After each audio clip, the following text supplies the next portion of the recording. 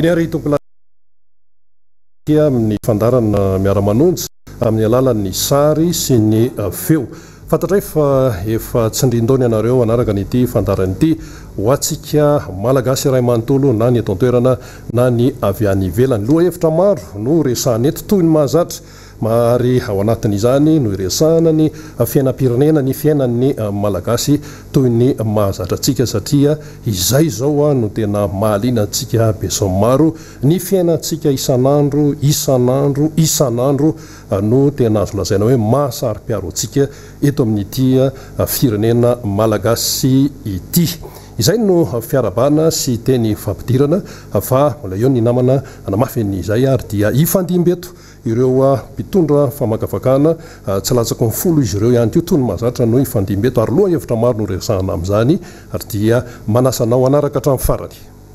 Manano mbola tsara antsika jiaby moa zany izay manaraka n'ity Miara Manonja ity ary tsy ny eto Antananarivo izy raika foana satria efa maro be ireo manaraka anisan'izany araka ny nambarany namana dia misy ireo boka Diego ndraiky nosy be any efa manaraka anazy ity amin'ny onjapeo mbola ho avy ihany koa satria misy ny fandaminana manokana moa zany makasika ny any Sava ndraiky atsika jiaby amin'ny faritra zany efa mafana raha tien efa tena manonja raha jiaby eto efa miaraka atsika jiaby zany satria efa tsy azo leferina tsony ny raha mandalo eto amin'ny firenena araka n'izay dia isy ny vaovao maro be izay ampitain'ireo karazana vahiny andray fitenenana eto amin'ity niany ity asaigna atsika jiaby anaraka ny Miara Manonja jusqu'à amin'ny farany amin'ny 120 sasany zany atsika vao misaraka eto hitandregny ny vaovao amin'ny lohahevitra maro samihafa.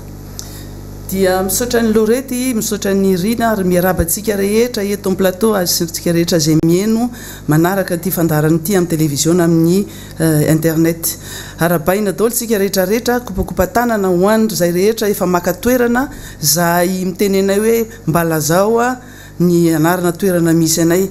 tsy voateny itsony le izy tsy vo maro be ianareo dia misy adino dia ataonay bamba tokana hoe arahaba ary misaotra anareo rehetrarehetra mifankahirezana isan'andro ary indrindrandrindra moa ho anareo rehetra izay mitondram-bavaka anay rehetra amin'izay zavatra atao zao fa indrindrandrindra ho an'ity firenena malalantsika ty. Ny teny voalohany ho atao androany dia tsy ampy ny fotoana izay nyresahana ny ina moa zany farambarana nataon'ny Prime Ministre tamin'ny fivorian'ny OMC afaka maly. Ny zavatra tiana hotenena dia hoe niandry ny Prime Ministre ny olona tao anatin'ireny fahasahiranana nandritran'izay fotoana rehetra tamin'herintaona ka hatramintsika amin'teny zao ary indrindrandrindra tao anatin'ireny scandale isaky ny mandeha ireny satria gouvernement no nahitana scandale maro be toy ireny tsy nahitana teny izy fa kosa rehefa tonga ny filazahana hoe fivoriana niaraka tamin'ny OMC dia ny teny ary ny fangaro fampitahorana ny fangaro fampitandremana na dia ny antso fitonina ihany koa ary zany hoe amin'ny teny frantsay le izy dia hoe sady mampiasa le bâton et la carotte. Ny zavatra tsapa nefa ao anatin'izay zavatra zay dia matoa mitsangana ohatran'ireny ny Prime Ministre ary mamoro ny OMC toy ireny dia fantatritsika fa tena manonja tokoa ty raharaha ty. Ny raharaha manonja dia tsy ny mpanohitra no natonga anazy nanonja fa ianareo no natonga anazy tao, ianareo no mampanonja ary efa no mitenenina foana fa roa taona nge nomena temps de grâce mena délai de grâce na temps de grâce zay fomba andraisana anazy. Zahay miteny foana hoe mba ataovy an'izao ty zavatra ty ary vavolombelona zany ny tao amin'ny antemeram-pirenena ny teny izahay hoe izay tsy hanohatra botolo fa zay kosa dia anitsy lalana ary tsy afiafy hiteny aminareo ny zavatra tsy mety amin'ity firenena ity ka rehefa tsy mety tsy azo atory moa iakory atao afaka didy amin'ny fatana fa dia zao rehefa manonja dia omena tsiny ny mpanohitra fa mpanakorotana ianareo mpanelitsao ianareo mpandainga ianareo averiko hoe tona ny zavatra voalazanay hoe tamerinandro dia nilazaina foana ny voizina hoe mpandainga tsisy fara mpanohitra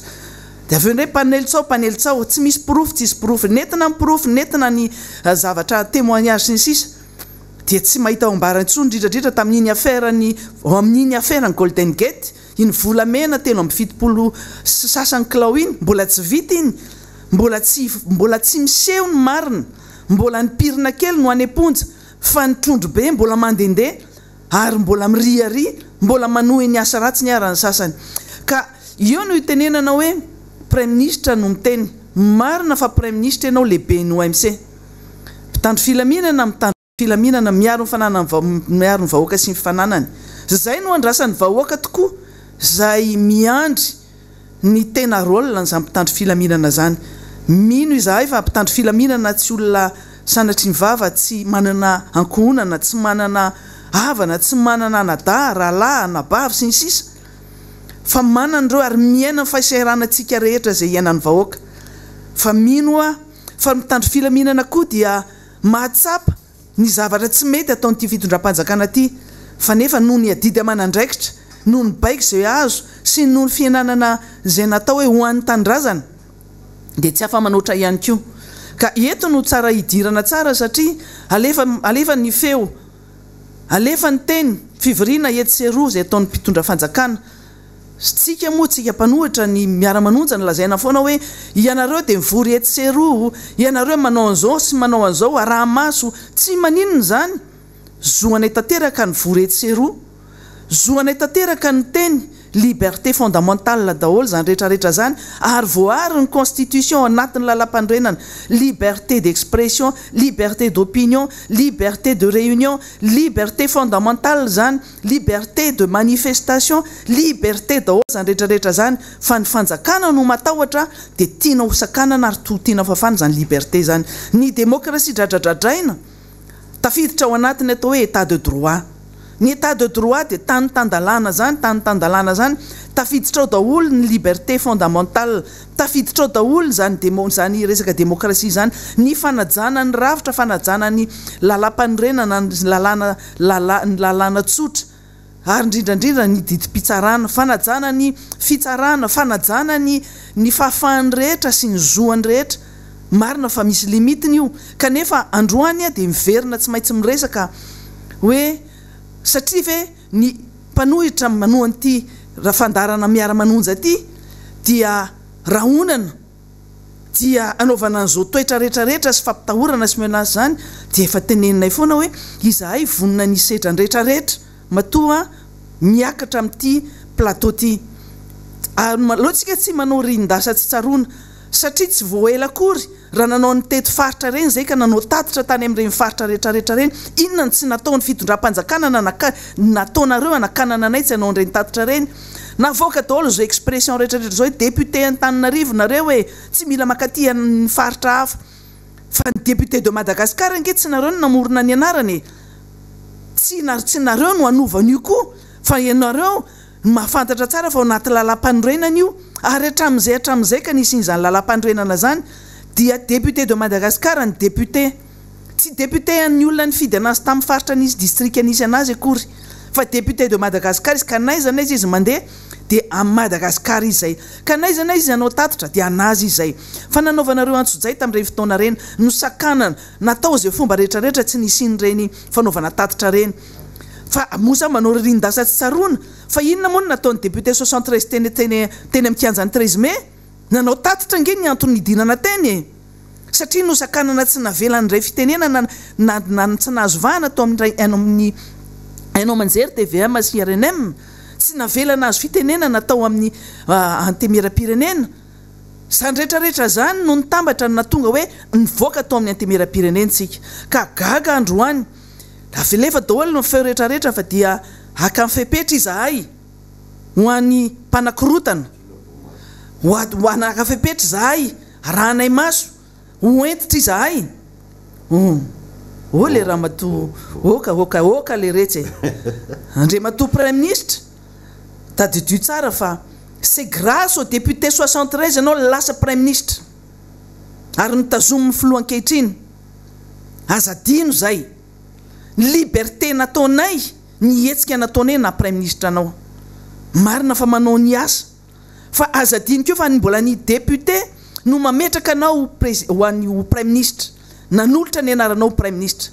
ny dikan'izany ny député de Madagascar ny institution assemblée nationale manana rôle ngeza be zay nomeny lalam-pandrenana azy dia manara-maso ny exécutif manara-maso ny asa ataon'ny mpanatanteraka ka asa ataonay zao asa normal tena asa ara-dalàna ataon'ny député zao zavatra ataonay zao manara-maso ny zavatra tsy mety ataon'ny mpanatanteraka zay eto angeny mpanatanteraka no mitondry ny exécutif no mitondra ny firenena fa tsy ny député akory oka zava-tsara ny resaka azavadika reo ny raharaha ny député sont faits pour contrôler l'exécutif et suivre l'exécutif ka raha ohatra ka tsy fantatra reo zany dia apatsahivana hoe zay ny voalazany eo lalam-pandrenana ka matoa zay ny teny zavatra tsy mety ataon'ny mpanatanteraka ato ange tsy député no kianina eto an'ity ainao manjery teo Miara Manonja ty ny exécutif daholo tanitenenay ato ny raha tsy manjary zay ataon'ny mpanatanteraka hatrany faratapony ka hatrany amin'ny président fokotany ny teny izahay mikasika ny loi de finance fa izy ny mikarakara mikirakira sy mikarakara ny loi de finance tsy ministre finance ka rehefa miteny zay fa tsy mety ny zavatra ataon'ny ministre finance dia manakorotana ny mpanohitra manakorotana ny eto amin'ny radio Miara Manonja aza dino fa maro be ny député mandray fitenenana eto tsy député fidèle na député hianatra reny misy député maro be eto député tim fa misy ihany koa ary mbola ho avy ny député tsy tim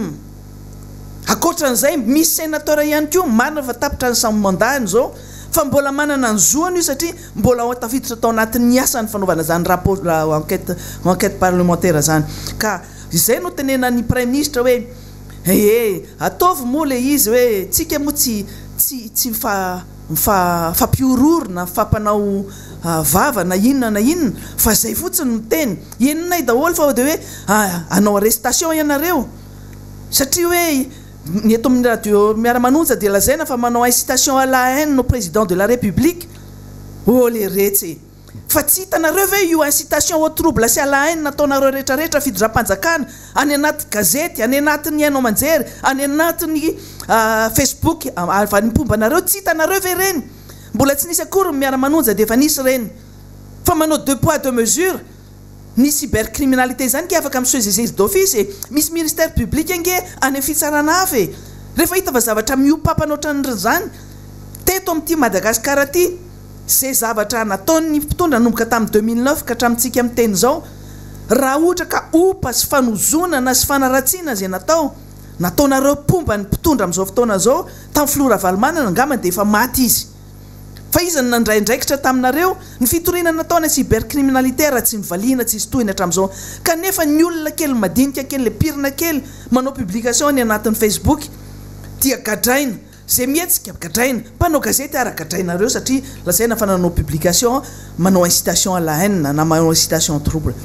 dia zao ny député ny rahonana an'izany le retsy kitio ara zany député zany basetifikavany ty zavatra ty satria manao ririn-daza tsy tsaroana daholo nareo rehetrarehetra ao tadidio tsara fa ny député nivoaka tao amin'ny antemeram-pirenena nakany amin'ny 13 mai 21 avril 2018 fantatritsika ny toy an'izany zao ny député ny mpamono afo rehetrarehetra ampiakarina daholo araka ny tenenina eo maly namono afo daholo efa maximum nataonareo tamin'ny fanaratsiana sy fanaovana reny lainga marivototra nataonareo anay sy député fidèle président Valmanana reny tany anaty Facebook tsy ampy anareo reny dia hatramin'ny olom-boaositra raha nosoranareo fotaka io moa nareo zany rahanareo sy Andriamanitra zany olom-boaositra zany tadio tsara fa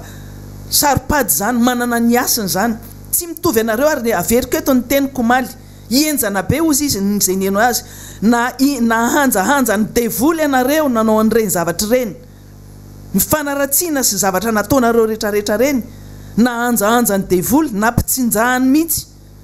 dia mbola mitohy daholo tsy ampy an'izay dia miakatra plateau daholo zay mpamono afo rehetrarehetra manao pompier efa maximum ny zavatra nataonareo malindrena ampiakarina indray koa ny député tsy maintsy hiteny satria zao ny député tsy manenjika député zay no principanaire zay manana éthique fa rehefa manao tsy mety tsy maintsy teneninay fa nenareo dia io zavatra atao bloky tadidio tsara fa io zavatra ataonareo io nge efa nampanaovina ny teo aloha nanenjehanareo any teo aloha adinontsika ny affaire Pandore mitsangana daholo nge ianareo maparany nanonatra an'izany niaraka taminay nampanaovina an'izao zavatra tsy mety rehetrarehetra zao nampitenitenena nampanaonao foana ny mamenatra fotsiny dia zao hoe ny député atao anao asana ina moa zany micontrôler ny exécutif manaramaso ny asan'ny mpanatateraka lasa rahan'ny paratateraka maso ianareo asainy mpanatateraka manao ny asany asainy miaro ny asany le retsy zany ve dia tsy mba mamenatra tsika zany zavatra zany ary resahana foana amin'ny antemera-pirenena io tsika ny fanao dina sy velorano tamin'ny fotoanandrony hoe rehefa mba tafapetraka somatsara ny antemera-pirenena miaraka ampiakatra ny asiny io antemera-pirenena io hiaro n'izany institution zany ny olona ifanandrianatsika dia ny mpanatateraka ary terentsika mpanatateraka hijery ny tombontsoan'ny vahoaka sy ny malagasy fa inona nataon'ny député IRD amin'izao fotoana zao miaro ny exécutif sy miaro ny tombontsoan'ny ny mpangalatra inona mpangalatra io ny mpanao ny affaire bois de volamena sy ny affaire rehetrarehetra ataon'izao mpanatateraka zao ianareo natao fitaovana amin'izao fotoana zao miaro ny exécutif amin'ny raha tsy mety zavatra ataony ianareo ny tokony hiaro ny vahoaka mifidy anareo tsika député de Madagascar atao hiaro ny vahoaka fa tsy natao hiaro ny fitondram-panjakana tsika atao hianaramaso ny fitondrana mpanatateraka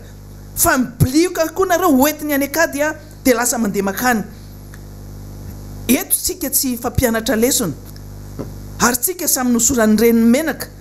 fa tsy eto tsika no ifampiteny hoe miverena ty andapa dia aty no amena setra nareo tsika mafantatra tsara zao fotoana fanaovana tatitra zao manaova toanay nareo ovay ny anarany ndana manao tatitra any raha misy miaino fa eto aloha mifantatra dia hoe manao ny asana député zay manao ny tatitra ihany koa mampalala ny olona ny zavatra tsy misy ny zavatra tena marary ny vahoaka ianareo ve dia mitsetsana ny masonareo mitsetsana ny sofinareo tsy maheno ve nareo fa fahoriana sy fahantrana miantso malagasy miazo vahoaka malagasy dia mbola mangina ihany fa miaro an'ilay fitondram-panjakana no atao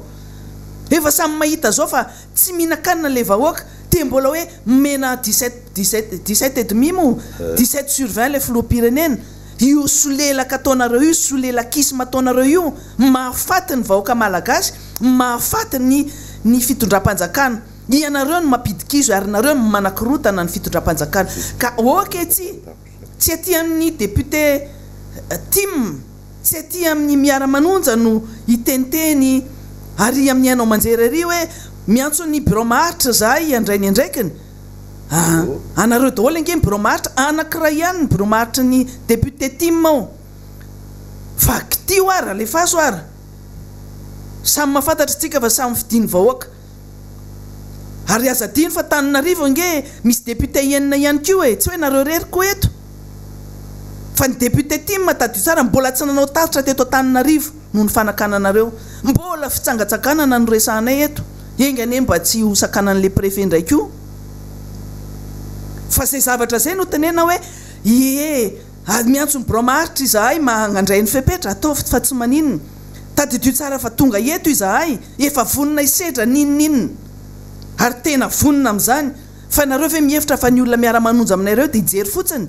so mieritreritra nareo fa zay olona nitendrena fa tsy olom-boafidy so nareo fa mieritreritra fa ianareo rery ny solombavam-bahoaka ianareo no mametraka ny teninareo hoe solombavam-bahoaka amin'ny distrika misy anareo fa zay mahafantatra fa solombavam-bahoaka ny Madagasikara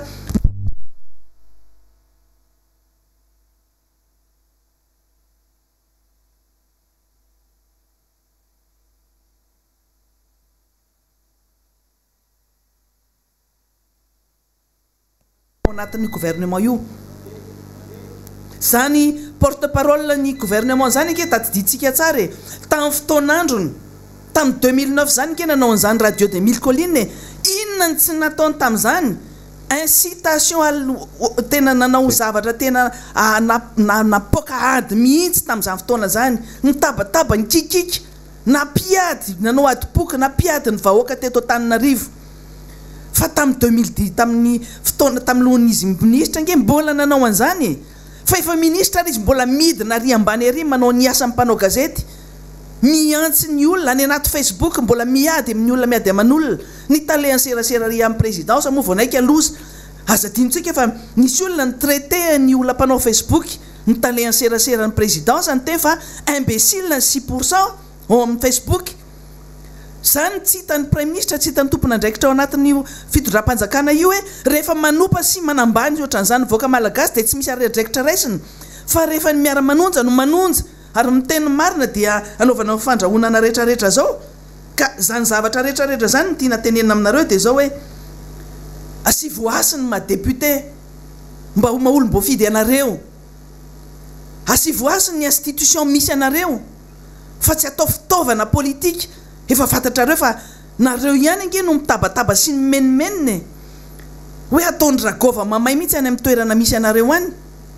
ka normal raha ohatra ka tsy meny olona asany tsy mahay manaja ny tena misy anazy satria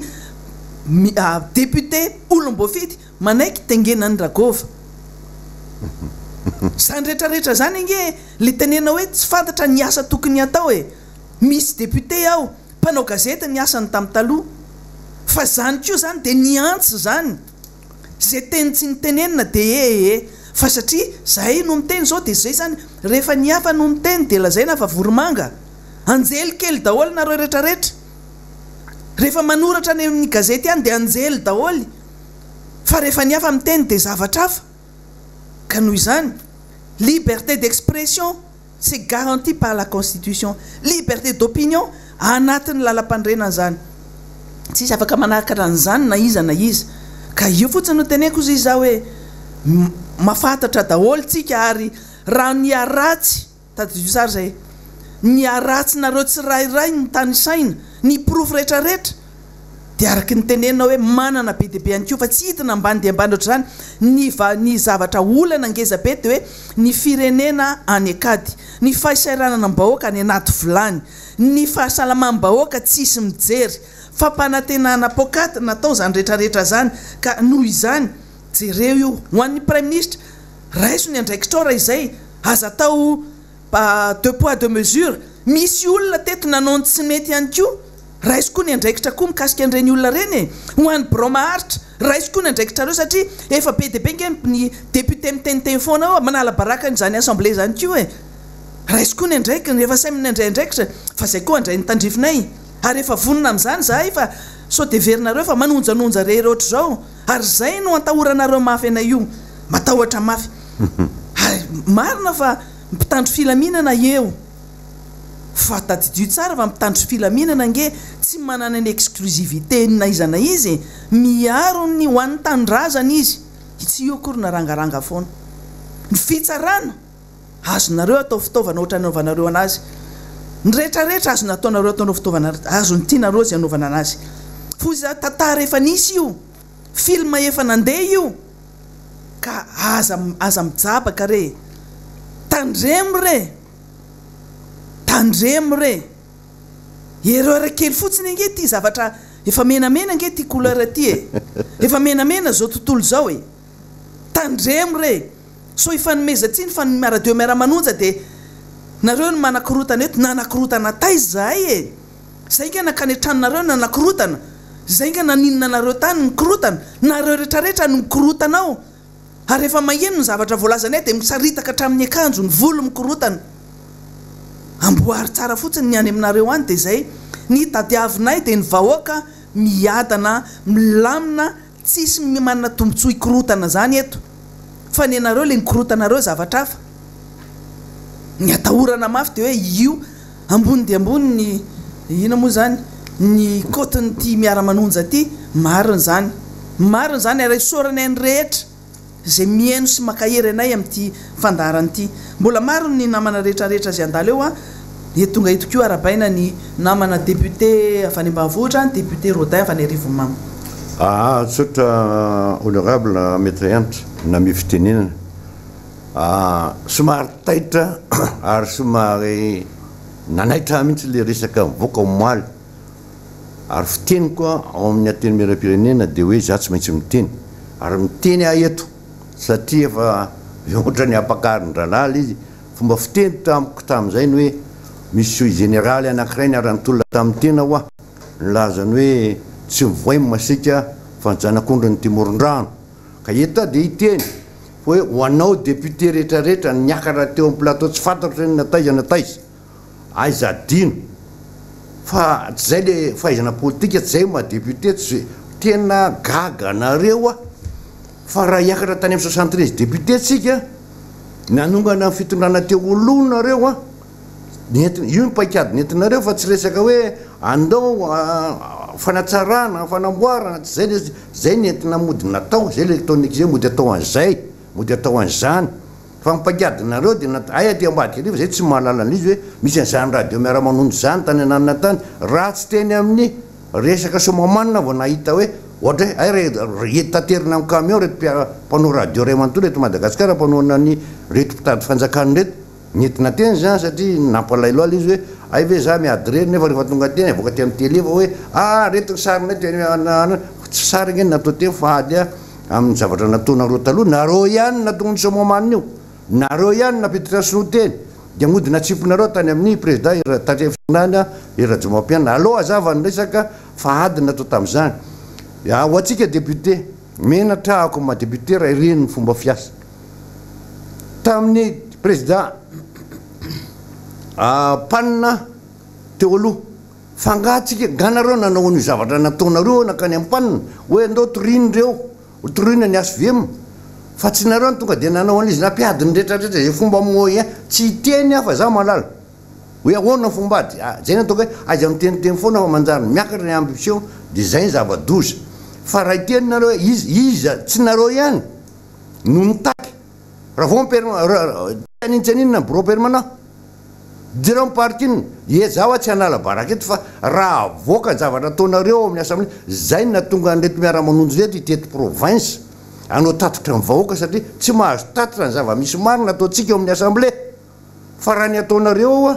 zao ireny ny tatotra saika ho ataonay tany nilatsa ny zava-marina inona ny zavatra ataonareo ho an'ity fanjakany ity inona nataonareo amin'ny vahoaka fa zay ny mahatonga anay fa rehefa mivoaka moa zay rehefa mba manan-kevitra dia orakoraka nataonareo tsy zakanay reny fa izao zay ataovy am'izay le orakoraka reo atao amin'ny assemblée fa amokaza zavatra misy zay aloha la zay keo marina eto fa zany ny zava-misy iainana nataonareo teo ary zay tena miteny hoe rehefa miteny fitondram-panjakany zay dia nareo mioraka voalohany satria miaro an'ireo aiza dino tsy afeniny zany fa niady anareo tsy tia mainty fa asory iala ny ministre finance asory miala ao ny izy tianagna ny segy rany efa ady natao ary misy olona tamin'izany député iny izy maty ny mpiara-mitolona aminareo niady tamin'izany hoe fanatsorana ny segy fa mijaly ny vahoaka zany ny zava-misy zany ka eto dia miteny segy dia mitsotra miteny isora mo général maly tany manjakandreny tany dia nahita hoe misy gendarme maromaro mipetraka miresaka mbanireo député mba tenenina nga fa aloha fa manjary lasa amiraly ange mamiraly tady lasa amiraly le rangahy fa mba hoaka hoe alohany hoe mba hoatsaina rehefa tapitra zany maretirety anao dia tokony hipetraka dia aloha mba hoan'ny hafa ndray fa aiza mitonga zitinareo fa raha samy jara do hoe mba te hinanao daholo reo olona nalefa retirety reo zay niafatra vany maniny gendarme namana fa eto dia miteny isorako anao seky satria nanatanteraka ny zavatra nyresahantsika amoketa satria fasafasika atao amin'ny assemblée miteny taminy hoe resaka mpitandro filaminana teo daholo nareo tao mpitandro filaminana niatrika teo ary zany namoaka ny zavatra ty tsy ampony fitaovana ho an'ny gendarme tsy hoan'ny polisy tsy ampony fanampiana ho an'ny gendarme faly misaotra anao fa tsy zay no fanarahantsika za kosa tsy niteny hoe mba mangataka zako tamin'izany avoay mangarahara nakaiza dao le basy firy conteneur tantiliara sy tantamatavy fa rehefa raisinareo le izy dia hoe miditra makady dia makany aninona mba avoay ohatrinona vidiny dia mividana aninona vidin'ireo basy reo basy vaovao basy morona be diabe reo atao olona olona reto anatin'ny députéna reto nkeny kirotana tamin'izany reto Miara Manonja reto ihany Miara Manonja anareo miaraka taminareo amin'ny fitondrana reo ny nanala niteny andreo hoe aiza dao reto basy firy conteneur tantilia firy ny tantily tamatavy ka eta dia miteny an'izy faharoa manaraka izany nangatahako taminao za tsy milaza hoe basy occasion reo fa gaga be izy tsy tokony naseho aiza mamoaka an'ireny amin'ny télé fa mba manoro-hevitra ihany mba ataovy akinafinafinafa dia mienatra dia le polisy ve dia omena hoe reto zay afaka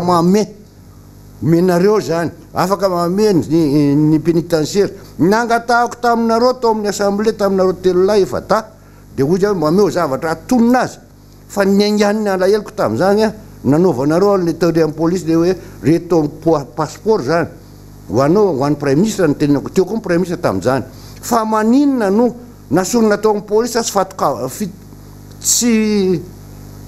tsy aninona zany fatokisana dia nasorona kanetana any tamin'ny trésor le vahoaka miakamidina manao passeport tamin'izany zany natomban'ny vahoa ahoana mba fanatsarana resaka tao amin'ny polisy ahoana ny resaka reto amin'ny fitsarana zany so ihany ianao fa ianao zany tena vice président Madagasikara manampy ny ngandrajoelao ny président lanim-boaka satria to ianao dolo no mitatana rika tamin'izany nangatahako an'le izy ka eto dia miteny hoe maninona fa maninona ny occasion mena an'le olona mba meo zavatra tsara ry zareo ary maninona aza eto voagaga hoe ay reto grade colonel sy anina eto ny polisy a sy gendarme eto tsy mahay mitana basy fa nao raha vao miteny hoe anymbola ampianarina mitana basy ny polisy sy ny atao pénitentiaire so dia tsy mety aza miresahana any amin'ny télé reny fa taitra be hoe ohatray njara niady tamin'izany fa ay ianao fa tonga ihany dia ampidiko hoe mba ataova mitovy any karaman'ireo na gendarme izy na pénitentiaire izy na polisy raha adjudant dia ataova mitovy ny karama fa samy ady any atsara daholo reo ka gaga be le fa za tonga dia miteny tsy miresaka langy aminao fa fasika tamin'izany ajerena ny enregistrement tao amin'ny assemblée nationale nangatahako an'izany hoe miady zay fa raha samy adjudant polisy sy gendarme aloha mba mitovy ny karama ka io reto zavatra reto basy ara toa tsy mahazo mitana mambola ampianarinareo ry zareo gaga be omaly tamin'ny tele inona ary ty tiareo hoe natolotra tany ananina tany dia tsy henony vahoaka hoe le polisy gendarme le hoe pénitentiaire manana grade be dia be colonel le patati le polisy manana an'ity zany ho ampianarina amin'ny tana basy tsy mety le izy fa zay ny tenenako eto faharoa manaraka ty dia miteny amin'ny resaka mierisetosy azafady fa teny mierisetosy tamin'ny latsinainy mahafinaritra zaho a d'accord amin'le tanamasoandro andriamatofoloa lanim-bahoaka d'accord amin'izy fa apakaro any amin'ny tapitanety fa asoronareo ary rano latsy manino anareo tamin'ny mpanjakana zay tianareo anaovana azy fa le tanim-bahoaka aloha hijanona ho azy ny azy fa io mba niainany fa tsy nangatahany taminareo tsy nangataka varomora taminareo izy ty zavateny tena mampalahelo ah ny vola lanindreo ministera rehetrarehetra nanitry ny taona tsy fantatro namboly azy tamin'ny toeran'io ho raha vazenareo daholo zany reo azo reo ho pitehinareo zany rehefa nareo mamboly azo sanandro sanandro fa ho ametrahana omena vazaha anaovana tanamasoandro ty zavatra ty reo zany mba todika hoe mba ahoana ihany a zay natao hoe tsy miteniteny foana ity miara manonsy ty fa milaza manory sa eta somary manory ho pitehina zany le azo maniry ny volena maty izy jereo tsara fa firy taona isa-taona milasaka mieritsetositsika mandeha mamboly azo nareo ministera rehetrarehetra tsy maintsy mandaa vola be io zany ho ravana ho pitehina le azo a fa atao inona zany le izy zay ny any ho teneniko amin'ny zavaty fa mitodika amindreo député any a aoka aiza miteny fa nataonareo fa nareo zany tena tsy mahataty nareo fa nanao teo aloha mipitehinareo député tamin'ny SVM reo nareo reo nanampy anareo zay tsy maninony zany fa ny anay nitonana izy zavatra hafa nitonanan'izy hoe anao fanovana de davy fa le fanovana de davitsika nresahantsika menaka avy tsisy eo hoe todika anao manokana zao mikasika nresaka hoe nresaka tourisme firy ny roapolo gaga be tamin'ny herinandro mbola misy roapolo aterina eny aniny tianaka ny ery amin'ny izy ty ata bromaritra eny Mbatondrava fanga mbola misy any lazaina fa tsy mampiditra tsony fa tsisy olona miditra tsony to Madagasikara fa maninona mizy en quarantaine na lefeny any dia mba manontany hoe firy zay aloha iteny fa tsy d'accord rehefa zany no miteny dia hitanareo rehetra ny assemblée firy zay reo planina tonga teto zay manontany any eo ministre ny tourisme sy ny transport reo vahoaka natao mizy en quarantaine tamin'ny mpiara-dia fitondrana député ohatrinona niditra ho an'ny fanjakana tamin'ireny vola be ny 250 000 ny olona ray hébergenareo dia makaiza dolo ny vola tamin'izany andreo olona nandoreo mba misy miditra aveo an'le vahoaka aloha ilesahana zany lazainay marina ny resahana eto dia aloha zay mahafakely an'dikatra fa tsy oatra ny taloha manala barak'olona fiainan'olona mahoaka idirany miara manonja anareo taloha tamin'ireny fandravana ny fitondrana teo aloha reny fa ity miara manonja ty dia tena hoe ilazana ny zavatra misy ny ainan'ity vahoaka ity mampahantra azy inana ny zavatra tsy fihinana makarary ny fanahany makarary inanany ty angivo lavo isan'andro anandro ty fa raha ianao no midina ny ambanivohitra marary ianao andriamato premier ministre tena marary fa tsy takatra le izy ohatriny vidimary mitodika aminareo foana zay ajereo ambanivohitra fa tsy reo natao zavatra mahamody ozy aloha mba efa tonga tokoa ny namako anakay député de alome koa satria tsy milaza dakola io anao député alay menanao honorable anay fitenena anao honorable Rodin voafidy tany amin'ny district Antananarivo Arivo Mamo mitondra an'izay fanazava-kevitra izay eto moa dia somary gaga tokoa ny tena raha nahita an'ireny conférence de presse nataony na solombavam-bahoaka manohana ny fitondrana ireny satria dia nisy ny filazana ny hoe aty anatin'ny anteny miaram-pirenena tokoa no misy ny lapan'ny demokrasia tsy azo laviny zany kanefa dia ny zava-misy ainatsika ny zava-misy ainatsika amin'ny vanim-potoana misy atsika no resahana amin'izao fotoan'izao satria ny solombavam-bahoaka dia tsy tongobola akory ka ho tapenam-bava ary ny zavatra misy iainana amin'izao fotoan'izao no entiny reto mpandray anjara ato anatin'ny fandaharana Miara Manonja zay amin'izao fotoan'izao no misy zany ataontsika hoe kerehany amin'ny faritra atsimo amin'izao fotoan'izao no miakatra ny vidim-piainana zay tena tsy zakan'ny malagasy tsony eo amin'ny lafin'ny vidim-bary amin'ny vidin'ny solika sy ny sisa rehetra amin'izao fotoana iainantsika zao no mampiteny mona ny afitsiko ny jirama amin'izao fotoan'izao no manjaka ny fanondrananareo arem-pirenena tsy aradrariny ary amin'izao fotoan'izao no mifamaofao ary atao hoe maro ny olona zay ipetrahana zany adi-tsaina lalina amin'ny fitadiavana ny anyko hoanina maro ny olona very asa amin'izao fotoan'izao ka ny tiako ampitaina amin'izay dia ny hoe mifanaraka amin'ny vanim-potoana iainana mifanaraka amin'ny zava-misy no hitondranyireo solotena zay miakatra eto amin'ity fandaharana Miara Manonja ity satria dia adidy indrindra ho anay solombavam-bahoaka no miaro an'izany vahoaka malagasy zany miaro amin'izay tombotso tokony hisitrahany manoloana ny fitantanana andraram-pirenena zay ahitanay tsy fahombiazana sy ahitanay ny tsy fahalavorariana samihafa ka hijoroanay indrindra izahay solombavam-bahoaka sy ireo loolona ary koa ireo mpandray anjara hafa zay mandray anjara eto amin'ity fandaharana Miara Manonja ity fa no hoan'ny tombotsoan'ny vahoaka malagasy no mahasarotiny anay ary hoan'ny tombotsoan'ny vahoaka maro anisa no hijoroanay hatramin'ny farany mba hahafahanay mampafantatra ny vahoaka malagasy ny zava-misy marina amin'ny fitantanana ny tiraraha-pireneny ity satria dia misy ny kitrano trano ary misy ny kinafinafina ka ireny zavatra reny dia tsy ahitantsika tombotsoa izay no mahatonga anay mijoro ary mampafantatra ny vahoaka mba hahafahan'ny fitondrana ihany koa manitsy ny diany amin'izay lafiny fampivoarana ny fireneny zany fantatsika tsara ary tsy takona fenina ny laharana misy an'ny Madagasikara amin'izao fotoan'izao fa dia anisan'ny firenena zay alohan'ny farany areo amin'izany filaharana ara-teokariany zany tena mitotongana zany ny fiainan'ity firenena malagasy mamitsika ity iza nefa ny nampitotongana an'izany jereo ny tantara aoko tsika vahoaka no andinika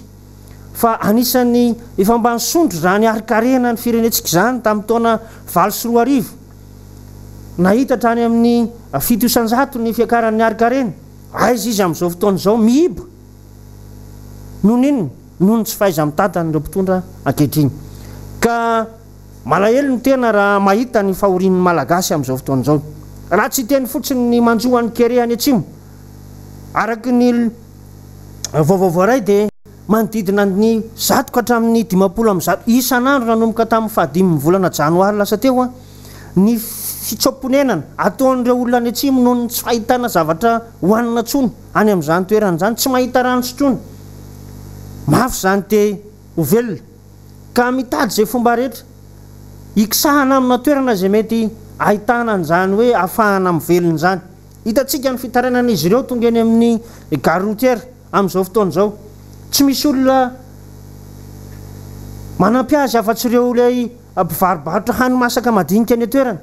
aiza re le fitondram-panjakana aiza le ministera amponina atao mitazapotsiny an'izany zavatra mitrango zany malagasy ange reo e malagasy ohatranao reo malagasy ohatratsika reo mila andraisana fanapahan-kevitra zany a amin'ny fiahina andreny olona reny fa dia manjeny fotsiny le olona na ny lalaka-lehany ara tsy fantany hoe ho aizy izy fa elany aloha ny toerana zay nisy azy zay ahitany ny fangiry firiny mizaky ny miala amin'izany toerana zany izy mba hitady amin'ny tsaratsara kokoa kanefa dia toa maizina ho azy ny tany aman-danitra tsy mahita zay lalaka-leha reny vahoaka ireny aiza le fitondrana aiza le fitondram-panjakana zay tokony hiaro ny vahoaka aiza le fitondram-panjakana zay tokony hiay azy amin'ny lafiny maro nahazo fanampintsika tany amin'ny fitondrana amerikana tsy voatsely 30 millions de dollars ahafahana mijery an'izany lafiny ara-tsosialy mponina indrindra ny amin'ny kereany atsimo afangihany ny fampiasana n'izany voly zany mba hiatrehana nyty olany vahoaka ity satria zao no miatra ankoditra antolany ny fahasairanana sy ny atao hoe ny ngidiny zany zava-misy iainany vahoaka malagasy zany tena sahirana ny olona rianareo mpitondra ve zany fa zany a no zavatra tena mampikaikaika nisa tokantrano mivoaka ny tranony olona maraina mitady zy ihany ko anina zara raha mahita satria fatatsika tsara ny vidim-piainana amin'izao fotoan'izao ny vary lazainareo fa ho tonga ny vary ao atamatava aiza ny fiparitahany zany vary zany mandraka ankehitriny ny vary mba azo atao hoe hoanina mba mifanaraka amin'ny filan'ny malagasy dia vary zay miakabidy hatrany amin'ny 700 na 500 ariary ny kapoka fa ny vary zay everinareo fa ho zaraina amidy amin'ny vidiny 500 sy 500 ariary efa ny raha be sy maro nahita fa vary a tsy zarizary le izy azavitahana reny vahoaka malagasy re tompoko fa tena efa tena mizaka ny tserany aina ny vahoaka atsika amin'izao fotoan'izao tompona andraikitra anareo amin'izao fijaliana manjoa ny vahoaka malagasy zao satria ianareo ny lokaloka fa ampiakatra avo an'izany firenena malagasy zany ho jereny zao tontolo zao ary itsika no atao hoe firenena androsindrindra atao anatin'izany hoe fampelezan-kevitra nataonareo zany tamin'ny fotoanandro indrisany efa zay no hitenenanay anareo fa tompona andraikitra anareo a mampanantena zavatra pokaty any vahoaka malagasy ary ampanofisinareo fotsiny ny olona misy andraikitra lehibe tompoko amin'izay tandrifanareo tsiraray avy fa tsy tazapotsiny zay ary tsy afaka ny ikombom-bavy zay a manoloana ny tsy fetezan-javatra eto amin'ny tany sy ny firenena fa rehefa mahita zay ny zavatra marina zay koa tsy andeha amorona fa ny zavatra misy iaina ny vahoaka malagasy zavatra tsirariny hitanay ary ny zavatra atao hoe fanodigodonana any zay tombontsoa tokony isitrahany malagasy maro anisa ka sanatriny vava olombitsy no andeha hitavana an'izany a tsy ekenay zany tompoko fa hijoroanay hatramin'ny farany a satria dia fitokisana nomen'ny vahoaka anay sy olom-bava-bahoaka mato tafapetraka tamin'izany andraikitra sy adidy zany zay a ka dia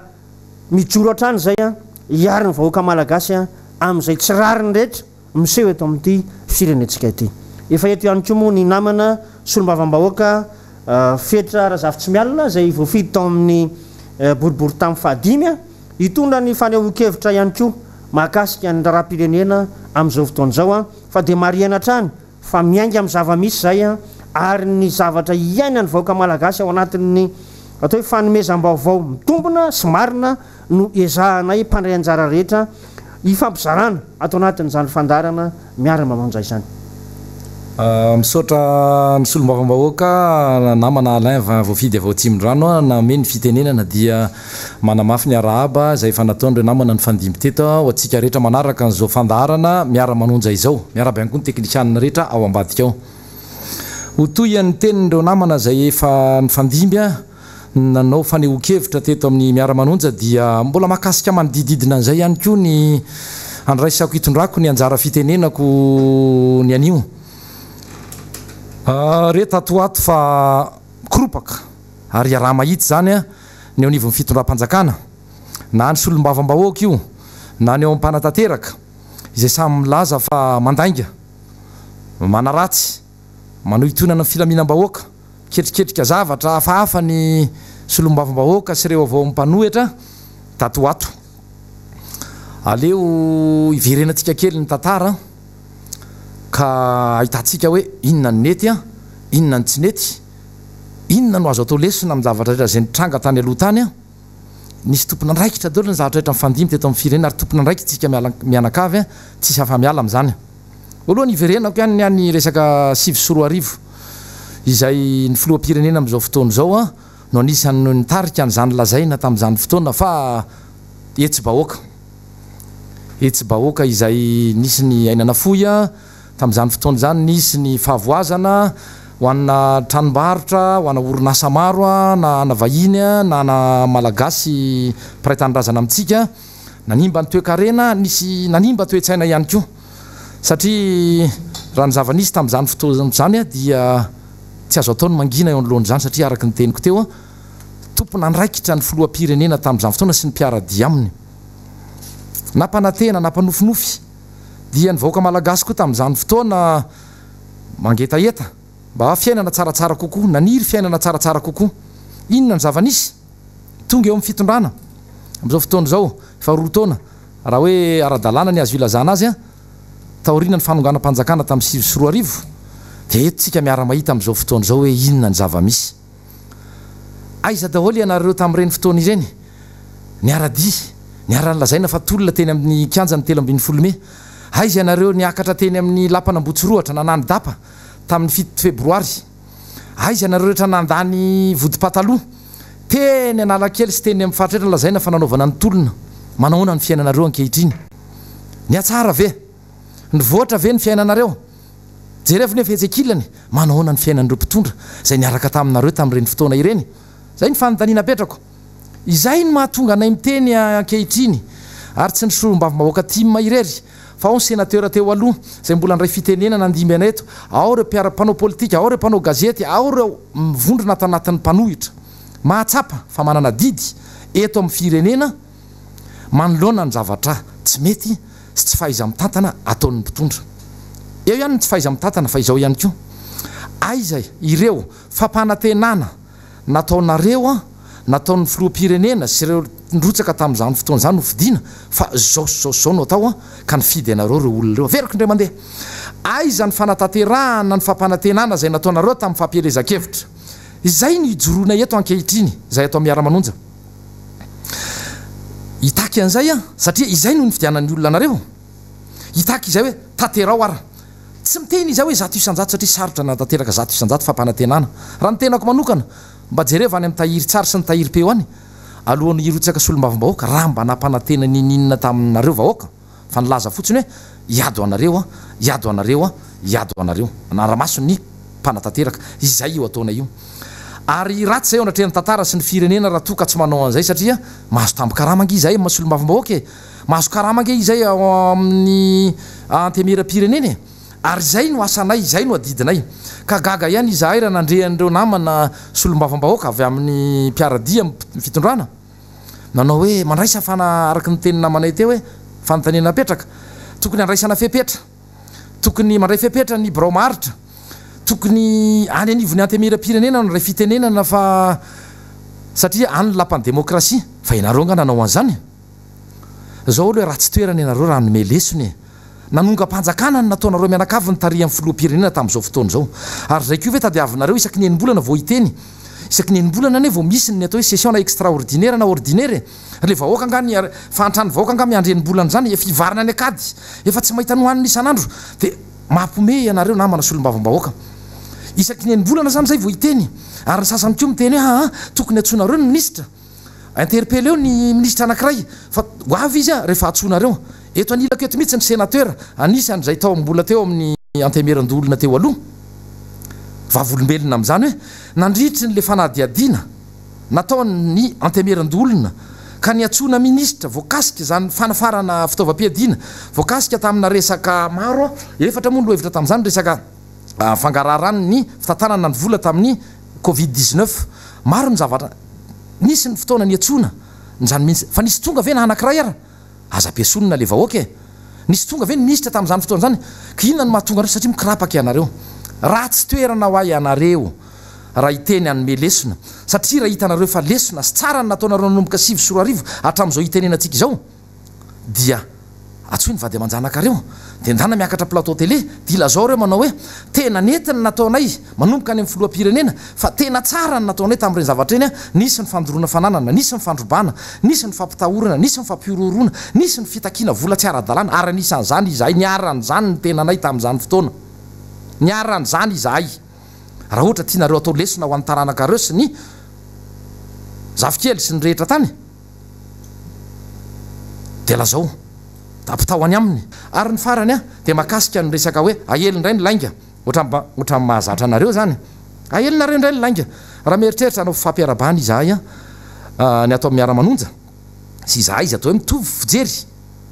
dia efa ahely sady indray hoe hanonga-panjakana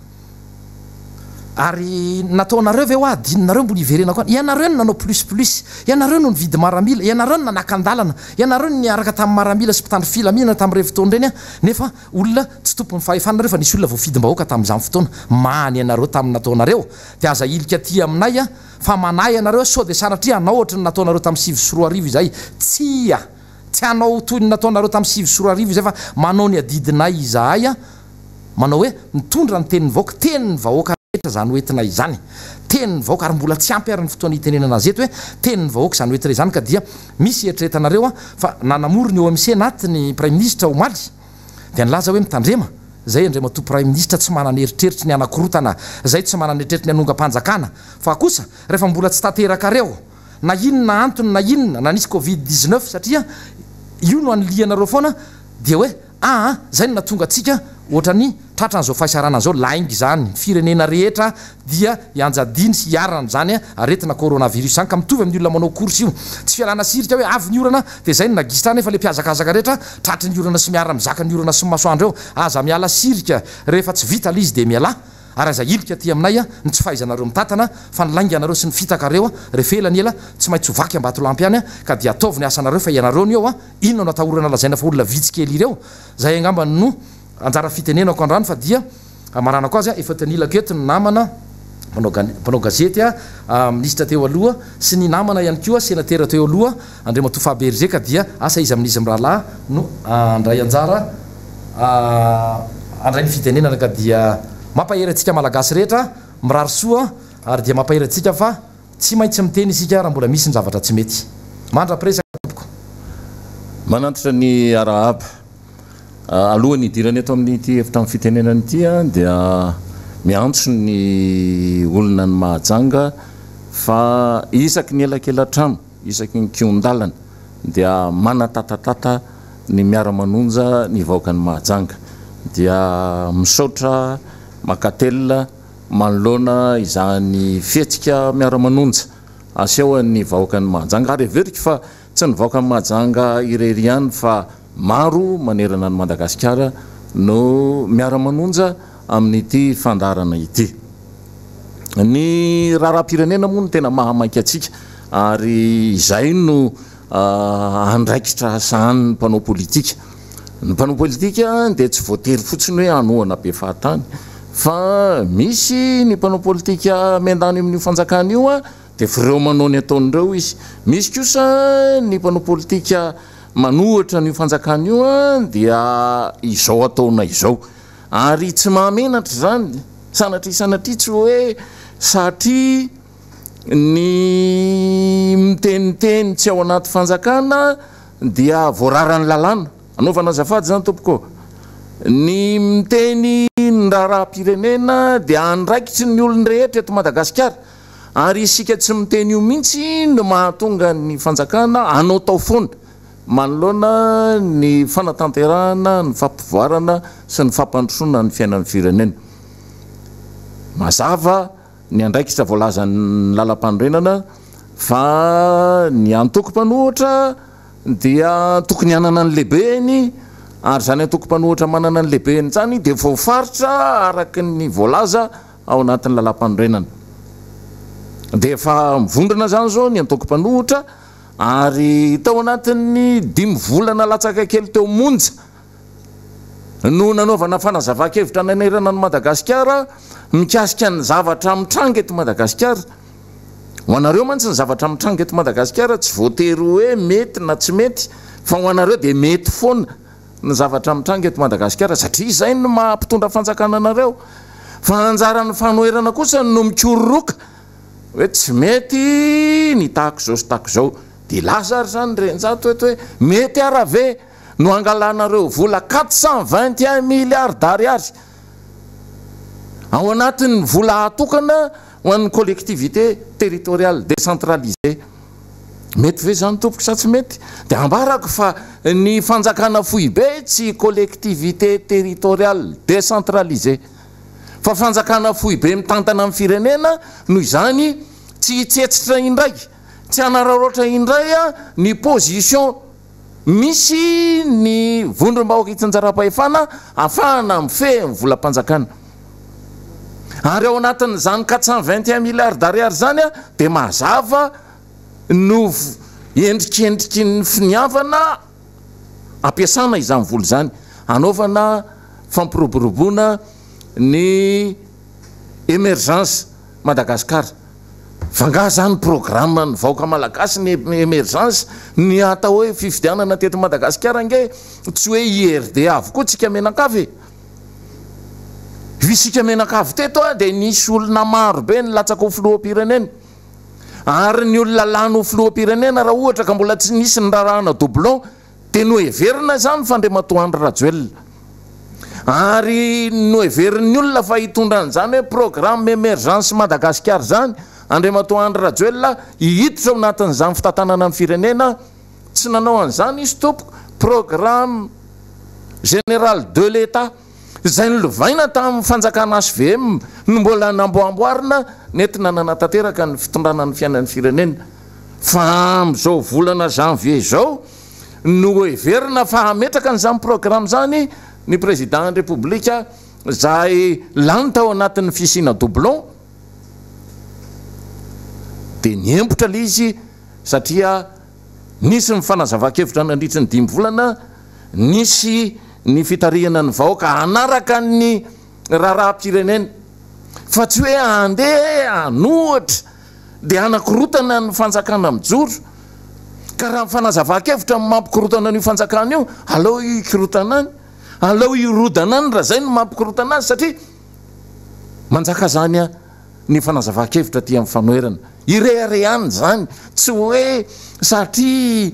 inona fotsiny ny ilana ny alternance démocratique raha ohatra ka ho feperanareo deny zao sahady 3 taona melohan'ny fataperan'ny fepotona iasan'Andriamatoa président dia fa milaza miteriko sady nareo 5 taona mifanarahany ekena fa 5 taona mifanarahany fa misy rarahana doublon misy ny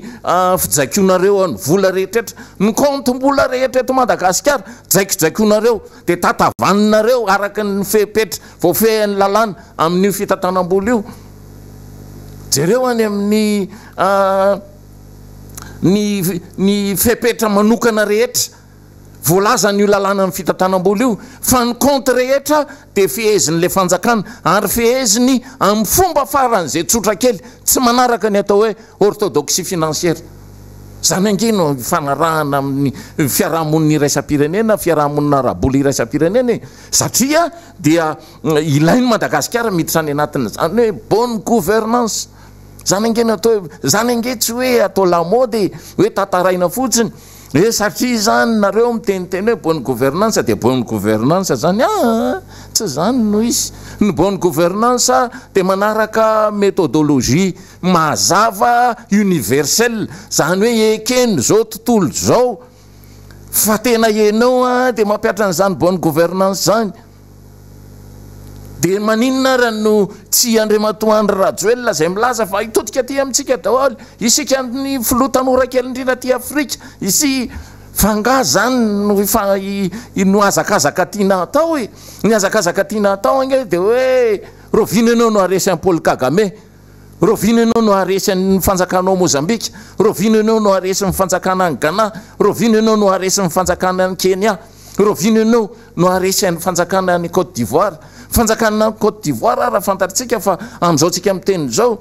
lany à 83% fa saingy zao misy ny crise post électorale zany hoe fikorotana natao arian'ny fifidianana zay natao a de milavolefiny izy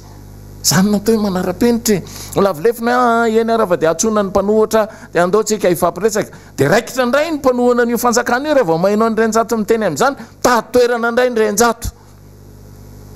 anaovako azafady zany a ny antony anaovako politika de hitady toerana fa saingy zao misy toerana maromaro mba ny lavin'ny renjato ary misy toerana efa nanana ny renjato na votsitry ny renjato satria ny tena korery no démissionnaire ny écourteny mandany amin'ny député de Madagascar azy satria tsy mandeha ny raha-pirenena de anaovana azafady tsy hoe olona mpitolo daholo ny atao anatin'ny fanoherana akory ny président Marakaravalo manana ny efa nambara teto omaly fa ny fona tamin'ny vahoaka malagasy latsa dranony maso hoe tena mifona aminao re vahoaka malagasy raha ohatra misy ny tsy mety nataoko fa izany mbola mpitondra fanjakana sananao an'izany teto amin'ity Madagasikara ty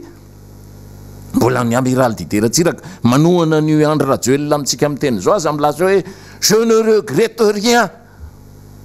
zany hoe tsy manenina mihitsy izy tamin'izay zavatra rehetra nataony teto Madagasikara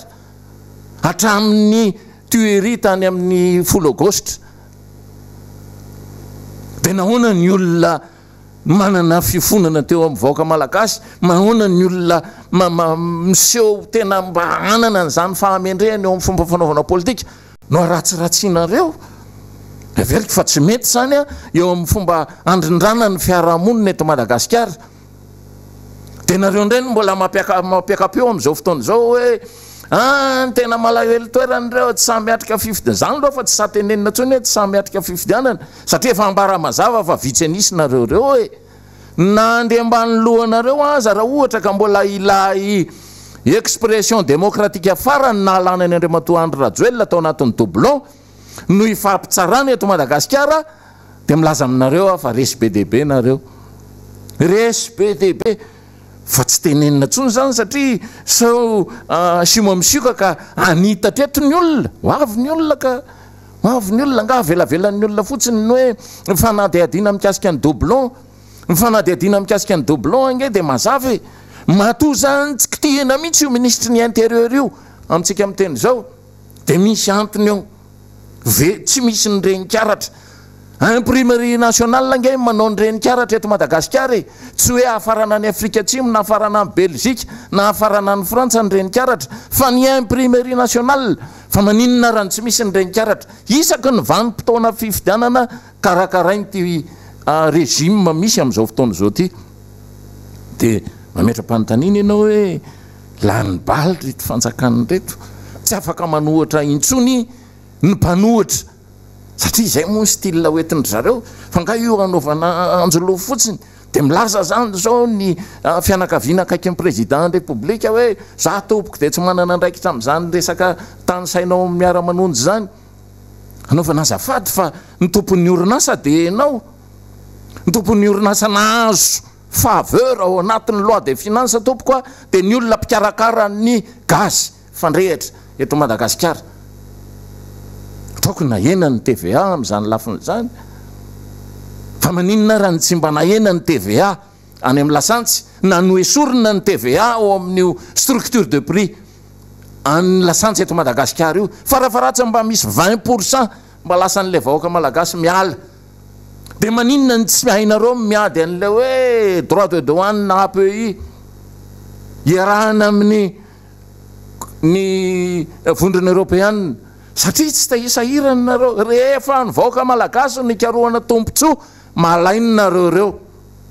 mahalaina mihitsy nareo rehefa hoe hitady tompontsoa ny vahoaka malagasy mahabe raharaha ny fanjakana misy am'izao fotoana zao no mikarika ny tompontsoa malagasy ary ny fanaovana politika tsy hoe ronono atavy ialana tsiny zany tsy kobaka ambava ny fanaovana politika hoe androany ianao ilaza fa andeha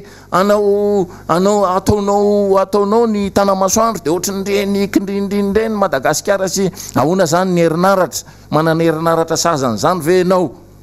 ahoana ny fampidirana adduction d'eau potable manana an'izany ve ianao mahavita manao maîtrise d'eau ve ianao zany hoe io reny ranony kipo io veo vitanao no manao maîtrise an'io io ane rano tena marina tokony tsy avely varina any an-dranomasina raha tsy efa voahodiny impolo hoe farafaharatsiny zany tompoko natao hoe maîtrise d'eau manana an'izany structure zany ve nareo afaka mandray an'izany mahay an'izany ve io ministre ny agriculture am'izao fotoana zao io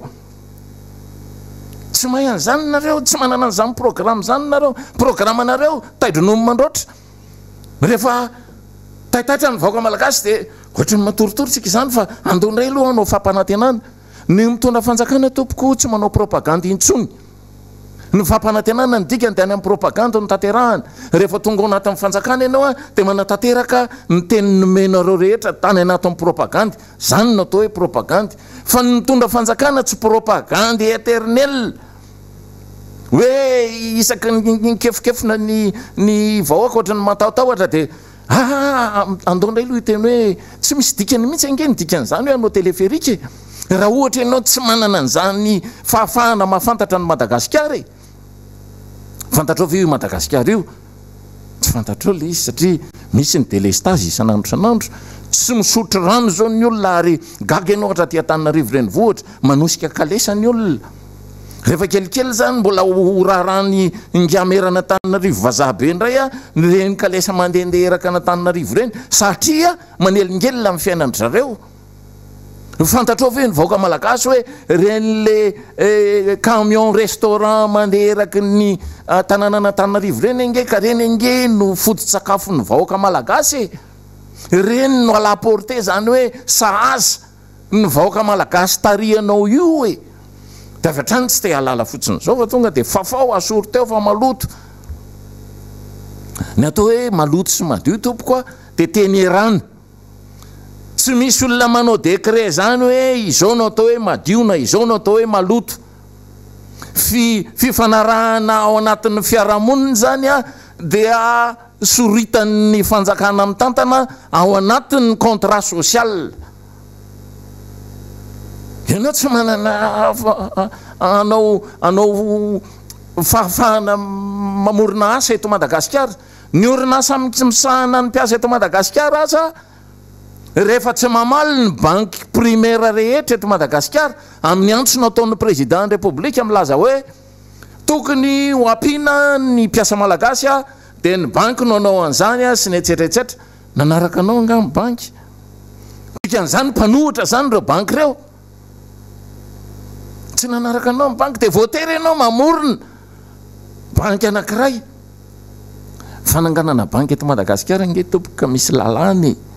ary zay lalany zay ny tokony ampiarina fa avy hatrany de ny knaps any natao io knaps io ange higadry io talejeneralny knaps io raha ohatra ka misy fivanjavatra eto Madagasikara iza ny name fahefananao lalany inona ny name fahefananao ampisambobola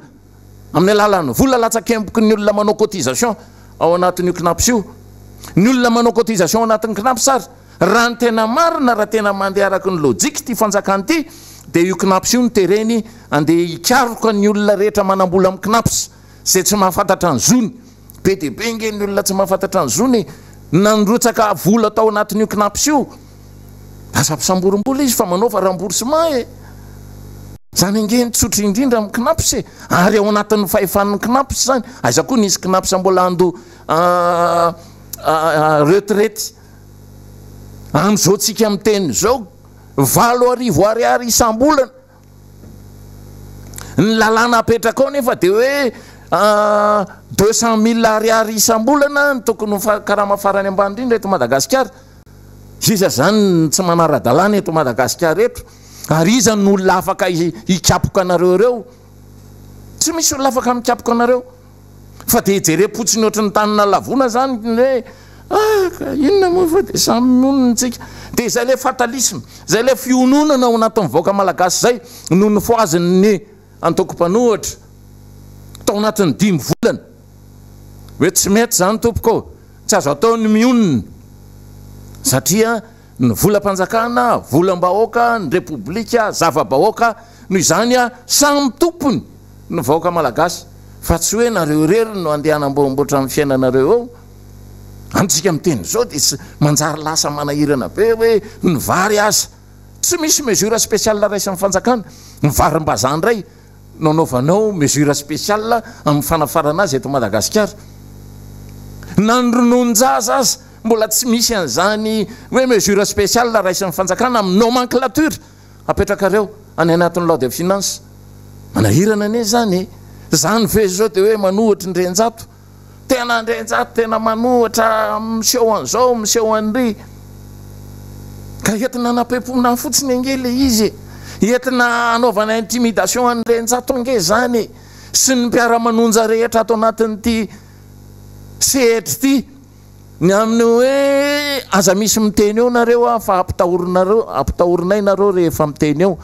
de adidinay tompoko ny manentana ny olona manazava ny saim-bahoaka ary rehefa miketriketrika efa mangotragotraka ny saim-bahoaka mahafantatra ny tokony ataony amin'izay a mandeha manira tena andeha andray andraikitra eto amin'ny fiainan'ny firenena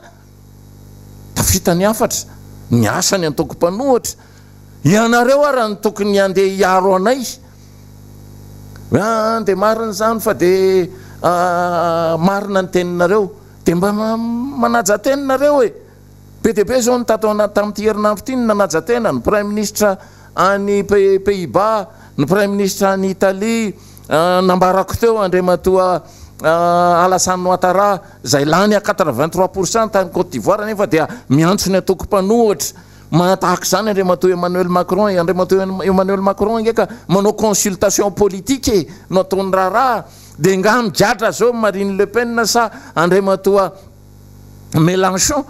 zay milaza amitsikery isaky miteny ny vavan'le président république de miteny ko ny fanoherana ny a Frantsa de iza no migadra am'izany iza no ampitandremana am'izany tsy misy fa de anjara amin'ny fanjakana no mitantana hoe ianareo zao no mitantana de tatano araka ny tokony ho hitantananareo azy ny fanjakana nareo ndray no miteny anay hoe fa inona raha mba sosokevitra avany aminareo ndrenjato anga conseiller nareo zange tsy mpanolotsaina n'io fanjakana io e ny anjarako de nikororoka n'io fanjakana io zay no mahantoko-panohatra ary irere any zany hoe nareo ara ny tokony irere am'izany hoe tena misy fanoherana mazava ao Madagasikara ao zany ange tokony nobalo omenanareo zany fa tsy hainareo moa le izy fa avy hatrany de mametraka fotsiny hoe mitsangana ny solombavam-bahoaka fotsika amin'ny maronisy fa inona ny nataonareo tao anatin'io anteny meram-pirenena io niaro ny vahoaka malagasy satria mandeha ho azy ny loi de finance ao anatin'ny adiny roa no andinihana ny loi de finance eto Madagasikara nefa maro anisa majorité écrasante de minorité agissante kely na vita nanazava ny olona tompoko zay ny nanarahanay azy zay nge mpanao politika malala fomba nanaraka ny solombavam-bahoaka eran'ny Madagasikara zay nanotrina ny solombavam-bahoaka zay satria mila hevitra ny solombavam-bahoaka de manotrina an'izany zay mametraka hoe zao ny tokony hitondrana n'ity fireneny ity de mampatsiahan'ny olona fa andrematoa Marc-Ravalomanana manana constitutionnellement ny lehibe ampanohatra eto Madagasikara tsy apetrakareo koringe zany lalana ao anatin'ny constitution tompoko no ambony indrindra eto Madagasikara nefa tsy ampiarinareo ndikan'izany manitsakitsaka lalam-panorenana ndikan'izany rehefa azavaina fomba tsotra sy mazava de inona zao ny fanakorotanana am'izany ringa prime ministre tsy hitako mihitsy ny fanakorotanana am'izany hoe nareo raha manakorotana amin'ny fiainam-bahoaka maninona ny tsy nataonareo hoe za ilika any amin'ny fanjakana fohy be daholo ny compte mbola rehetra any amin'ny trésor any amin'ny banque centrale sy ny etsetratsetra amin'le disposition spéciale ao anatin'io lalam-pandrena maninona nareo raha mba miteny an'izany aiza nisy an'izany volam-panjakana zany ifampitokisana fotsiny hoe arrêté interministériel ho ministère anankiroa no mampiasa ny vola rehetra voangona ao anatin'io ministère minina io tsy misy tsy misy volam-panjakana io le rehetra tsy azo ifampitokisana fotsiny ka de mahakamo moa le izy fa de ary zalahy zao no mitondra de avy alao manelingelina azy tsika ka ny anelingelina an'ireo mihitsy ny tena tokony ataontsika raha zany tsika tsy mahazo tsy mahazo angizy zao nyvoaka malagasy 2 sahirany 2 isanjato sahirana tsy mahazo manao ravina tentana fotsiny izy rehefa mba misahana ny voaka malagasy ary tsy sahakory izy mametraka na mifarafaratsiny lay lazainy hoe fond souverain mipetraka ao amin'ny président ny république 1044 milliards tsy sahany akory ny mba mametraka an'izany hoe andao tia naonaovantsika ny atao hoe vatsytsinjo mbola mitavandra ny zavatra avy any an-dafy dia zao gaga menao n'Andriamatoa ministre ndraraham-bahiny manao plaidoirie ny amin'ny hoe tokony averina ny fond ahafahana stabiliser ny filaminana aty amin'ny tany afrikana. Président Janoary mampianina nahazo an'izany nahazo tena vola be mihitsy izy satria zao lasa izy nanao pacification amin'ny Madagasikara aloha taoko izy nandeha miaraka tamin'ny FFKM nanao an'izany atao hoe fandrindrana ny fiarahamonina tsy misy rorao teto Madagasikara zay ny antony nanonganana ny président Janoary mampianina dia nahazo vola izy avy any amin'ny ny firenena afrikana ny amin'ny ahafahana mitsinjo ny mety korotana hitranga sy ny filaminana mety ho voatohitohina aty amin'ity Madagasikara antsika ity fa inona moa ny tokony hoe atohitohina ny firenena eto Madagasikara amin'izao tsika miteny zao averiko indray mandeha fa ny opposition eto Madagasikara intelligente ary ny opposition intelligente tompokoa dia mitady baïonnette intelligente zay le vis-à-vis tetavina eto nareo mifanatrika aminay io zany dia mba engavinay mihitsy ampiatrany atao hoe opposition baïonnette intelligente ny dikan'izany dia hoe rehefa tafakatra ray alina ny olona zakanay dia manginonareo zany ny fampitondrana teto Madagasikara zany ny règle du jeu nazava napetraky ny 10 alin-da teto Madagasikara ary nareo zany dia bénéficier an'izany taoko io préfet de police eto Antananarivo io ny préfet de police tamin'ny andro n'Andriamatoa Janoary mampianina fa rehefa ndroatra ny vahoaka nakeo amin'ny 13 mai dia avy hatrany dia niteny izy hoe anao service d'ordre sisa maintien de l'ordre public sisa ny fitandrona amin'ny filaminana eto Antananarivo renivohitra zany natao hoe baïonnette intelligente fa rangaranga onge resaka hoe mampitandriny zay ikapoko zay etsetraetsetra ho hitanareo mifandeha raha zany mbola hotohizanareo zany resaka zany tsy azo ampiarina eto Madagasikara intsony zany satria efa tena mailo ny fanoerana eto Madagasikara tena mijoro amin'ny mpahamendrehana ny opposition eto Madagasikara ary fantatray fa mbola metsara velatsy ny partenaire maromaro amin'izao fotoana zao miantso ihany fa hoe dia tena mety ny ataonareo sy ny etsetretsetra fa any anatin'le ingérence le devoir d'ingérence dia mbola tsy afaka miditra izy amin'izay ary izahay eto koa dia tsy mitaky an'izany fa dia zao rehefa tsy manana ny lobe anay ampiasainy zay raha resinareo amin'ny tanapolo sy ny poste tsisy voly zay dia manahirana angeny manao opposition aty ivelan'ny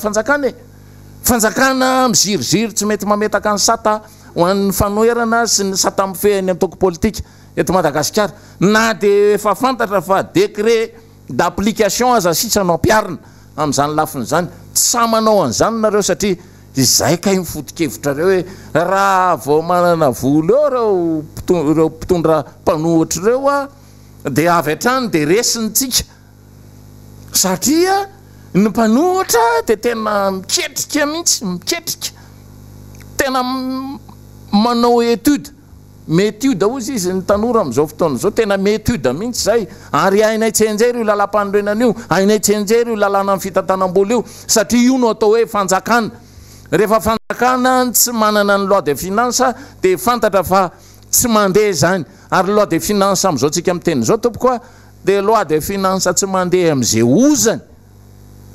satria tena hita mihitsy fa mandeha makany amin'ny fanomanana ny deuxième mandat ireto mpitondra fanjakany reto zao sady izy defa miketrika ny akany amin'ny deuxième mandat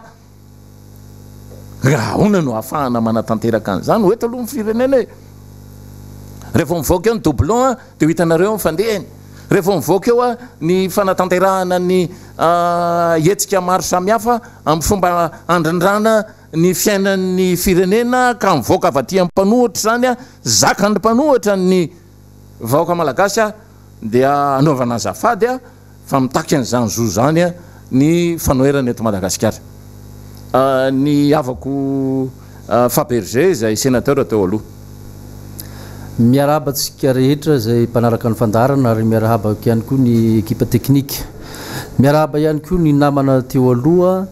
ary tsara ny manamarika fa tsy hoe sary vaovao izahay a fa izay no fanambarana hoe Miara Manonja ity tolona ity a tsy vitan'olo tokana ary asehonay ny firaisankina ny fanehoana ankehitriny a ary ny fijoroana vavolombelona fa tsy mandeha amin'ny laon'ny ntsony ny fitantanana ny firenena indrindra fa amin'ny lafi ny ara-pampandrosoana ny eny ambanivohitra tiana io marina fa loholona izay nahavita mandat ny tenanay a ary tapireny zany fahavitana mandat zany tafaran'io a no isehoana anehoana hevitra ampahendrena sy ampilaminana ka tianay ny manamarina ety ampiandohana zany a amin'izao fotoana zao ny fampitahorana sy ny fanaovana antson-jay amin'ny fomba rehetrarehetra momba ny fanehoan-kevitra zay etona moa zany dia hitondra an'izay satria misy fampahatsahivana kely efa nataony namana teo taloha fa tiana ihany ny mitarikevitra ampahatsahivana an'izany ny fitondram-panjakana ankehitriny tamin'ny nandalovana niny tantara tsy fanadino tamin'ny faha1 amby 20 ny volana april taona 20 tamin'ny 2018 moa zany tsara ny alalatsika an'izany fa nisy hetsika notarin'ireo 73 député tsy hitanisa zavatra be deabe fa mba hampatsiahy any Andriamatoa Prime Ministre izay efa tompona andraikitra nahatonga ny tarim-bahoaka tamin'izany fotoana izany a nahatonga ny gouvernemanta vaovao a izay ny raha mitantana fa hitatsika ngamba tamin'izany fa zavatra tsy faseho masoandro a indrindraindrindra fa ny kolotsaina sy ny fahendrena malagasy ngamba efa very tamin'izany ngamba hitatsika fa navela malalaka ireo olona reo a namita ny sitrapony a izay araky ny fieritreretany a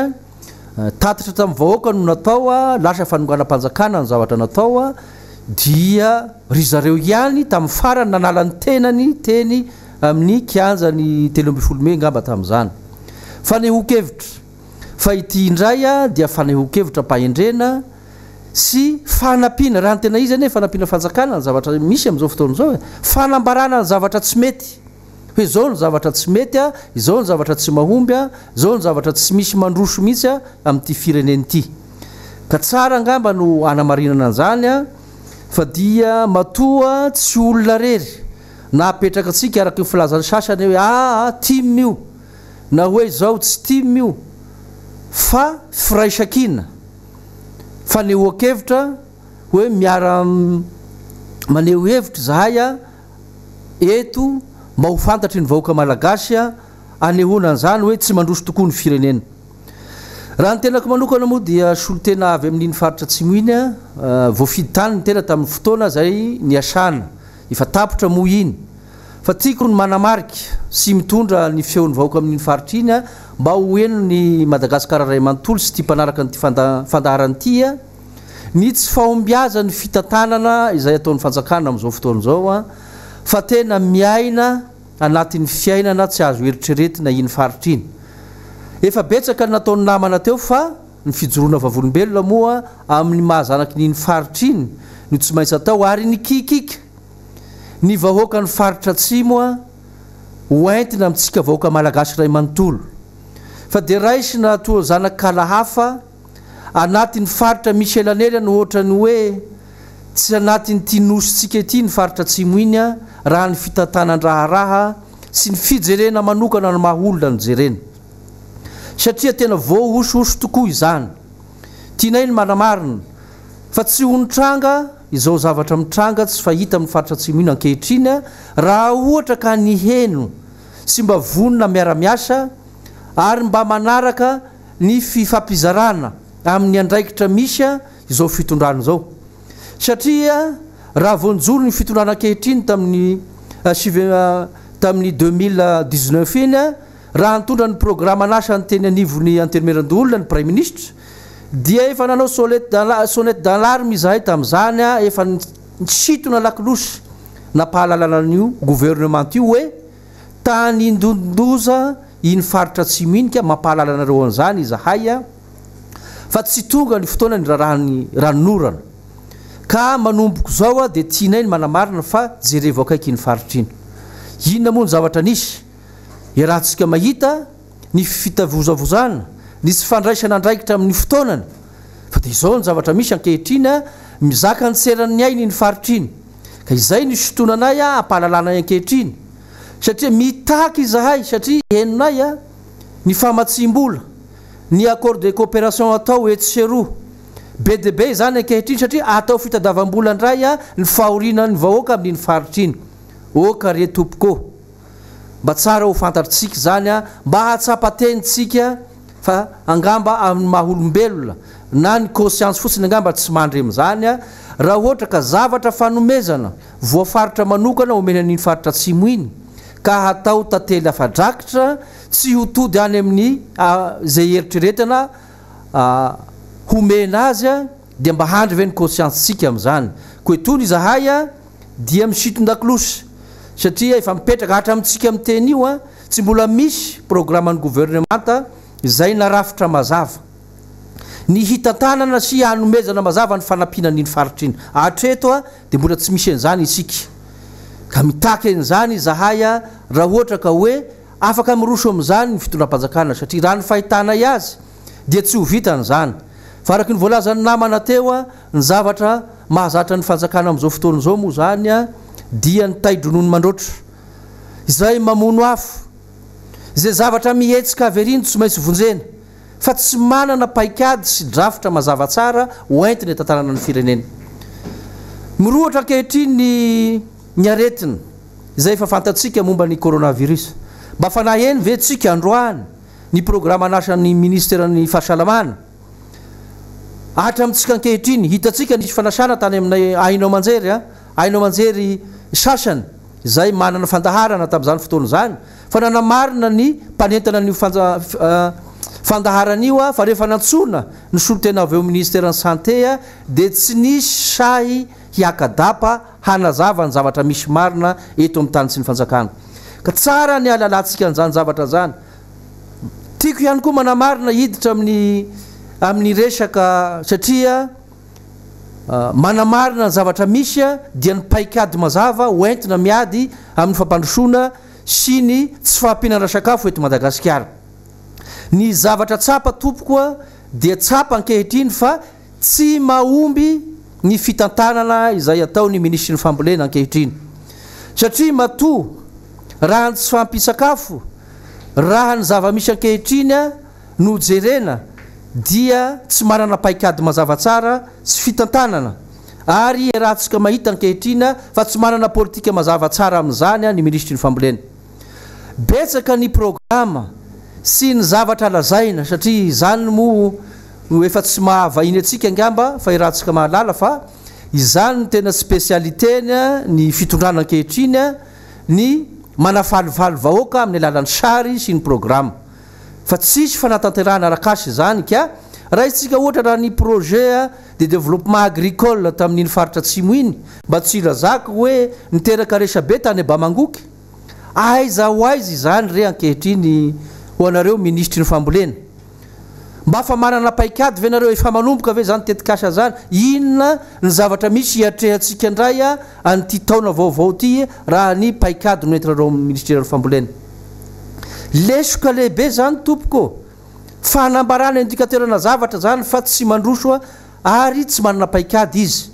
ka tsara araky ny voalazany namana teo tsara mahatsapatena raha ohatra ka tsy mahavita mission ianao dia mba tokony ho tonga saina manoloana ny andraikitra tsy totosa amin'ny zavatra izay ataotsika raisiko ohatra anoizako an'izany a raha ny asa nataony parlementaire farany teo a tamin'ny ray volana farany tamin'ny famaranana ny mandany antelymeran-doholona dia tianay tompoko ny manamarina manambara fa nisy asa lehibe izay andrasan'ny vahoaka malagasy ankehitriny a efa misy tapany izay noentinay ny tondrana fanazavana moa zany fa ho tonga ny fotoana izay tsy maintsy hanambarana zany apahabe maso ny vahoaka malagasy satria misy procédure tsy maintsy arahina nanao ny asa izahay a tamin'ny fotoam-piasanay ara-dalàna no nanaovanay tatitra ny travaux de commission enquête parlementaire izay natao a efa nilazay ny namana teo moa dia misy zavatra anakefatra nitondrana fanazavana sy fanadiadiana tamin'izany betsaka ny zavatra tsy mahomby ary tsy mandeha amin'ny laoniny indrindraindrindra moa fa ny zavatra miafina amin'ny fitantanana nyty fireneny ity sy ny fanodikodinam-bola izay ny tantanana ray tsy laza fotsiny a momba ny covid-19 izay nazahotsika famatsim-bola betsaka indrindra ka tsy mbola fotoana iresako an'izany androany fa betsaka izahay no tao anatin'ny commission ary nisy ny andraikitra an'izany manokana hitondra fanazavana feno amin'ny fotoana mahamety azy fa efa natolotra ny tompona andraiky mpanjakana ankehitriny a izay misahana ny fanadiadiana momba n'izany a ny zavatra hitanay nandritra niny asa niny commission iny nandritra ny ray volana mahery a tamin'ny fotoam-piasanay ka dia nisany anatiny miandry ny fotoana hirosona amin'izany izahay ankehitriny ka dia hohenitsika eo moa zany hoe nandray andraikitra ve ny tompona andraikitra manandrify an'izany andraikitra zany a manoloana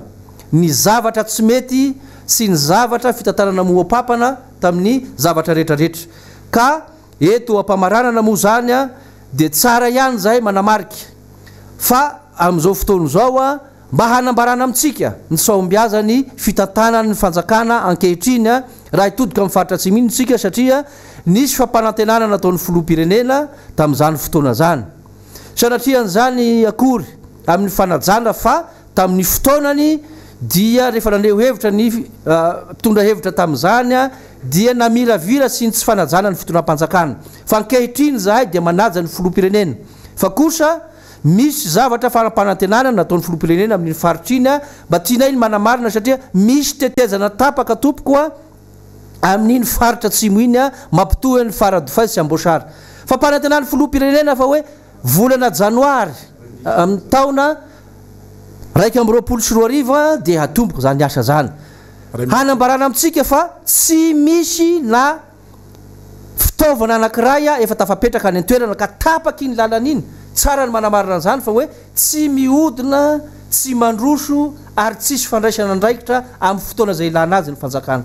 satry moa zany a ny handray fitenenana eto foana fa ifandimbiasana ny anjara fitenenana fa amin'ny manaraka moa zany anao bebe kokoa fa dia atolotra ny namana izay mpiara manentana sy mpandray fitenenana eto indray a ny manohy azy misaotra atsika tompo manatitra ny araba fa horaisitsika ny honorable député Kazarapierre satria tsy eto moa izy a fa misy dia izay nombany amin'ny asany a dia raisitsika vetivety tsy manapaka akory Mamitina Faberger honorable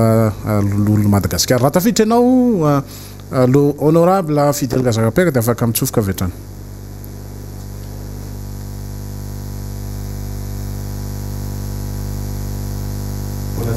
eny ary mbola tsy tafiditra ny honorable solombavam-boaka ny Madagasikara Fidèle Kazarapierre fa raha vo tafiditra izy dia raisitsika avy hatrany manaraka ny Miara Manonja isika ary Miara Manonja tokoa tsika rehetra anterina ny arahaba ho atsika isa tokantrano ary isika rehetra any amin'izay toerana rehetra misy atsika satria fantatray any amin'izay ay tafiditra ny solombavam-boaka raisina avy hatrany ianao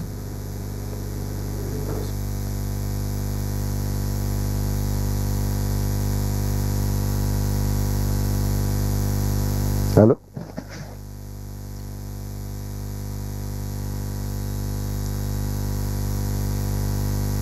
Mahena mareo.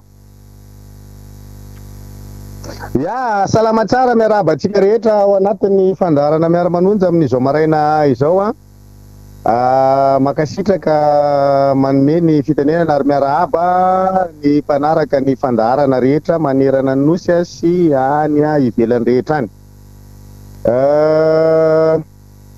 Ny zavatra ao amafisiko amin'izao tapamaraina zao zany dia noho ny antony fikarakarantsika nylay hetsika amin'ny fahinana ny volana febroary dia manao ny fandrindrana rehetra moa zany ao anatin'izay fandaminana izay. Mitohy ny fisoratana anarana zany toy ny mahazatra raha sendra lany le batitra zany de mba misy fiandrasana kely oka mba tsy ho tsinona mpikarakara zany zay satria miezaka manao an'ilay fanendrehana an'ilay isan'ilay ataontsika hoe tonga misoratra anarana koa tsika satria dia maro be nareo tonga misoratra anarana dia misy fotoana lany kely izy zany satria tsy naharaka an'le ataontsika hoe amarony le olona tonga misoratra anarana dia aza miantsena somary miandry kely nareo. Akoatr'izay dia eo ihany koa ny mikasika ny fandaminana amin'ny resaka autocollant zany. Ny autocollant zany araka ny resahana ianareo dia tokony hoe ny andro ny fahinana ny volana febroary mihitsy zany vao hozaraina amintsika mandeha ilay izy saingy noho ny fijerena hoe ilay abetsaky ny fiara zay mety andeha ny fiaran'olon-tsotra zany dia nanao fandaminana vaovao zany tsika ohatr'izao mipetrany. Ireo zay mieritreritra ny hitondra fiara zany ka andeha dia afaka mandalo ety amin'ny MBS zany dia tonga dia hoentiny le fiara satria ny ayatsika zany tao anatin'izy de hoe sao de misy olona tsy andeha akory fa alainy fotsiny le autocollant de lasa le fiara tena andeha mihitsy no tsy ahazo an'le autocollant. De noho izany lay fiara zay andeha zany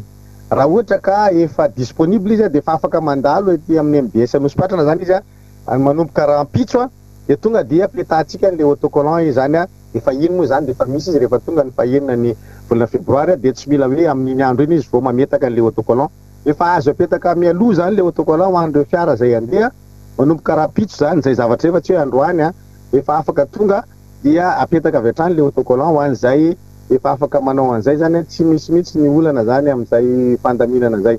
Zay zany anankiray karazan'ny fivoara ny fandaminatsika an'ilay ataontsika hoe fandrindrana ny mikasika ny fitsangatsanganana zay ataontsika amin'ny fahenana ny volana febroary ho avy izao dia misy zany zay karazana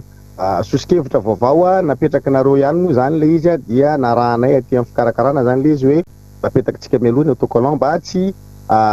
ny andro fahenana volana febroary vao ho sahirana amin'ny fandaminana an'izay tsika rehetra zany. Dia amafisina ao atsika zay misoratra anarana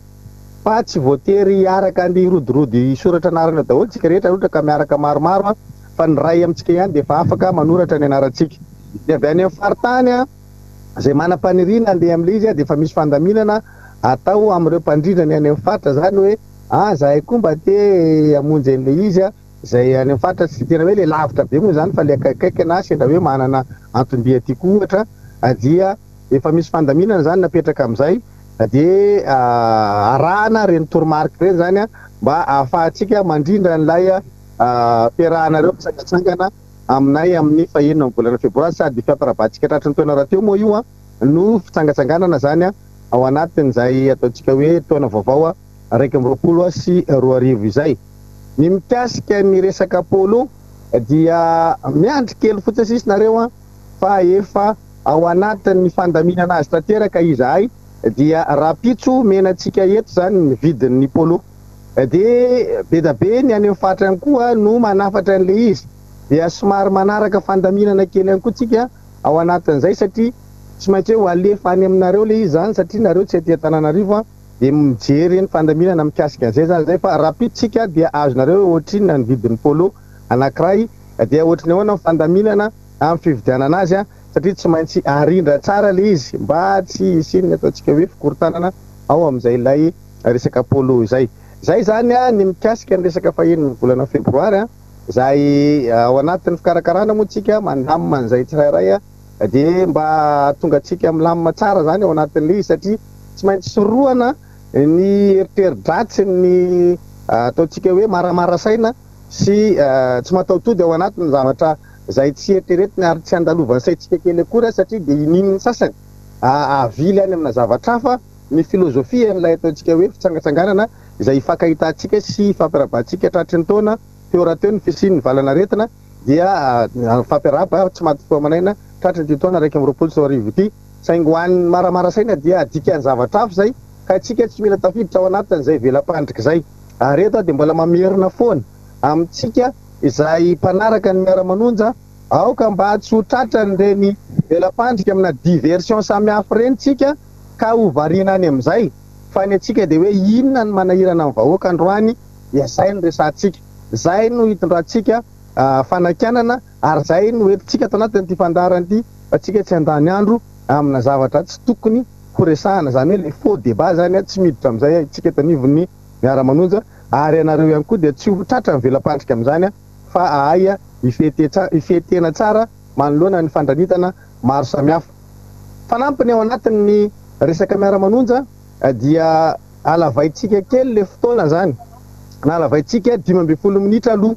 satria be da be nareo menimena hoe tapitra sady ve zay koa matsapa fa ao anatin'le faneho-kevitra indraindray mbola misy zavatra tokony ho velabelarina de lasa voatery fitipitinina rehefa kely sisa ny ora noho izany dia napitsika 12 minitra aloha ijerevantsika azy hoe ampy ve zay dia hita eo indray ny fanatsarana hoentina zany ao anatin'ilay izy zay no ataontsika hoe fandaminana zany ao anatin'ny fandarana Miara Manonja akoatra zay dia misy ny famerenana zany ataontsika ho an'le fandarana ny fandarana zany vita amin'ny 12 latsaka fefany de miverina ho anareo io amin'ny 12 sasany de miverina ihany koa izy ny ariva amin'ny 7 de miverina indray izy raha pitso maraina ny amin'ny onjapeo zay fa amin'ny fahitalavitra izy ao aorianany vaovao ny télé MBS de miverina lay fandarantsika dia raha pitso maraina amin'ny 4 koa zany izy mbola miverina indray ny onjapeo sy ny fahitalavitra ho an'ny MBS ho an'ireo radio zay mandray ny Miara Manonja ihany koa de zay afaka manao an'le famerenana amin'ny ora famerenana zany de mamerina an'izay fandarana zay araka izay tratrany mifandrindra am'ireo ora reo zany mifandrindra am'ireo ora reo zany ny ora amerenana an'izay fandarana zay mba hisoroana le hoe zay tsy naheno satria ty tapaka ny jiro satria zao satria ty dia zay rehetrarehetra zay zany no natonga ny fanapa-kevitra indraisina hoe ampitombona ny ora amerenana an'le fandarana zany mba ahafahantsika rehetra maheno an'izay fandarana zay zay ihany koa dia isan'ny fanovana mety natato anatin'ny fandarana Miara Manonja zay manomboka manahira ny bony sasany izay fandarana Miara Manonja zay amin'izao fotoana izao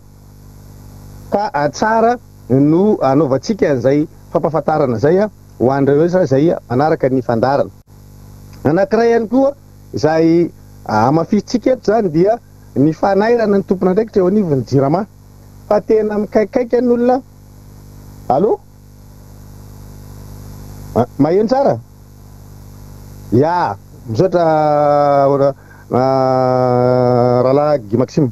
ny anankiray ihany koa zany mila mafisina dia ny mikasika ny herinaratra satria ny herinaratra de tapaka foana ary tena mampikaikaiky ny olona mihitsy zay fatapahana zay moa natonga antsika nandray le fanapa-kevitra am'le famerenana zany isoroana an'le hoe fatapahany herinaratra ka de tena mba tairina ny tompona raiky teo anivon'ny jirama hoe inona ny vahaolana maharitra hoentinareo amin'ity fatapahany diro lavo ity sy ny Antananarivo ihany fa ny amin'ny faritra dia feno an'izay fatapatapahany herinaratra zay ary mitaraina ny olona vokatry ny fatapahany herinaratra matetika eto amintsika amin'izao fotoana izao ny filohan'ny repoblika moa nitrerona nylay télé généraly tany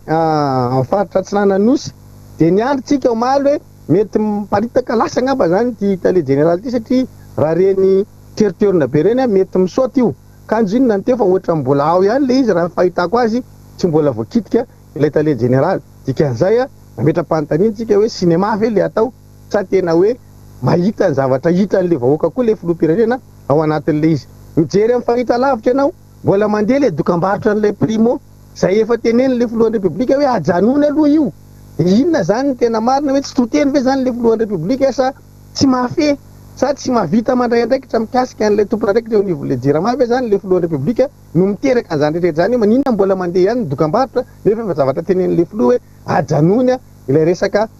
primo zany zavatra zay mampametra-panontaniana antsika rehetra ao anatin'le zavatra mitranga amin'izao fotoana izao amaranako ny fandraisam-pitenenako dia hitondra karazana fampatsehivana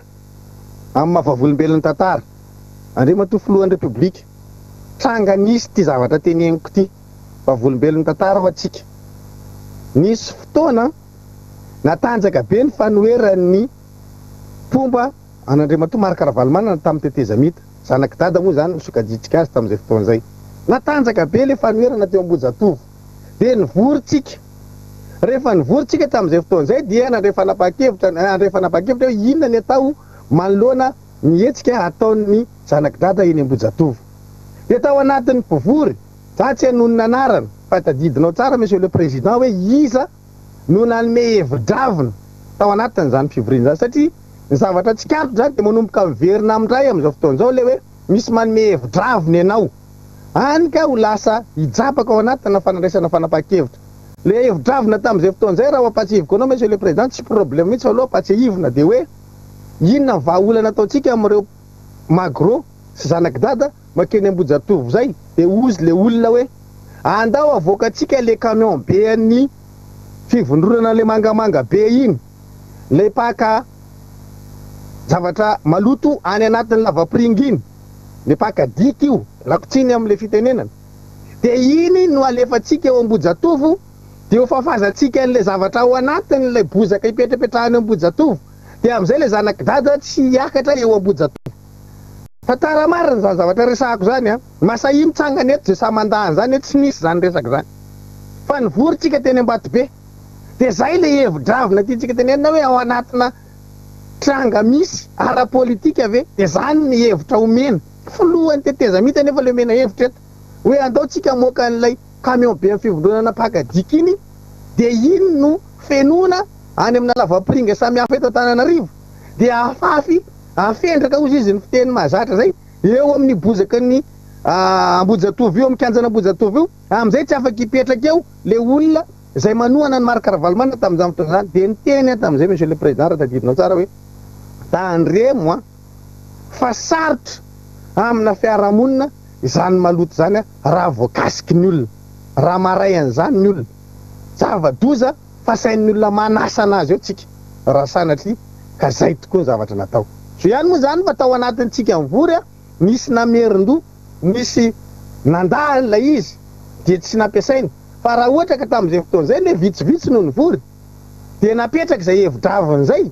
de tena raharaha no nitranga teto. Ka kehitriny manomboka hita soritra sy mitranga ny mpanome hevin-dravina ndray ao anatin'ny fitondram-panjakana. De za eto mbola miteny any hoe tandremo hoe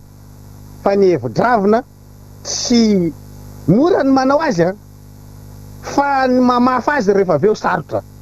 ary rehefa consommer io akty io de sarotra be mamafa anazy. Ka zay zavatra zay le mba apatsahivina ihany hoe alohanareo andray fanapakevitra dinio ambony dinio ambany tsara aloha hoe mety amin'ny fiarahamonitsika ve ty zavatra ho atao ty, mety am'le tranga misy am'izao fotoana zao ve zay fanapakevitra raisina zay, fa tsy mora io. Ary aza dinoana monsieur le président fa sahirana io vahoaka eo am'izao fotoana zao, marary ny fahasahiranana le vahoaka noho izany lanjalanjao tsara ny fanapakevitra raisinareo. Manipy an'izay fitenenana zay mba tsy hanana ny ratsy fa mifakalalitsika, izay mahatonga ana miteny hoe manomboka misy tranga miseho de fantatra hoe manomboka miseho indray ary manomboka mahazo sehatra ny mpanao hevin-dravina matoa misy zavatra ohatr'izany mipotra avy any amin'ny tompona ndraiky mpanjakana. Aza eritreretinareo hoe tsy maheno ny zavatra ivorianareo zahay, maheno ara-potoana mihitsy o vita fivorianareo de miampita ty aminay hoe zao indray nivorianareo tao. Zay mahatonga ana miteny an'izany hoe tandremo sao lahy tafiditra indray ny hevin-dravina maka 7 fotsiny, fa tsy mahafantatra kory tsy mandanjalanja inona kay ny impact an'izany fanapakevitra raisitsika zay. Tsisy miteny aminareo hoe aza atao le fanapakevitra zay mety hoeritreretinareo raisina, fa miteny fotsiny hoe lanjalanjao tsara mba tsy hanenenana. Makasitraka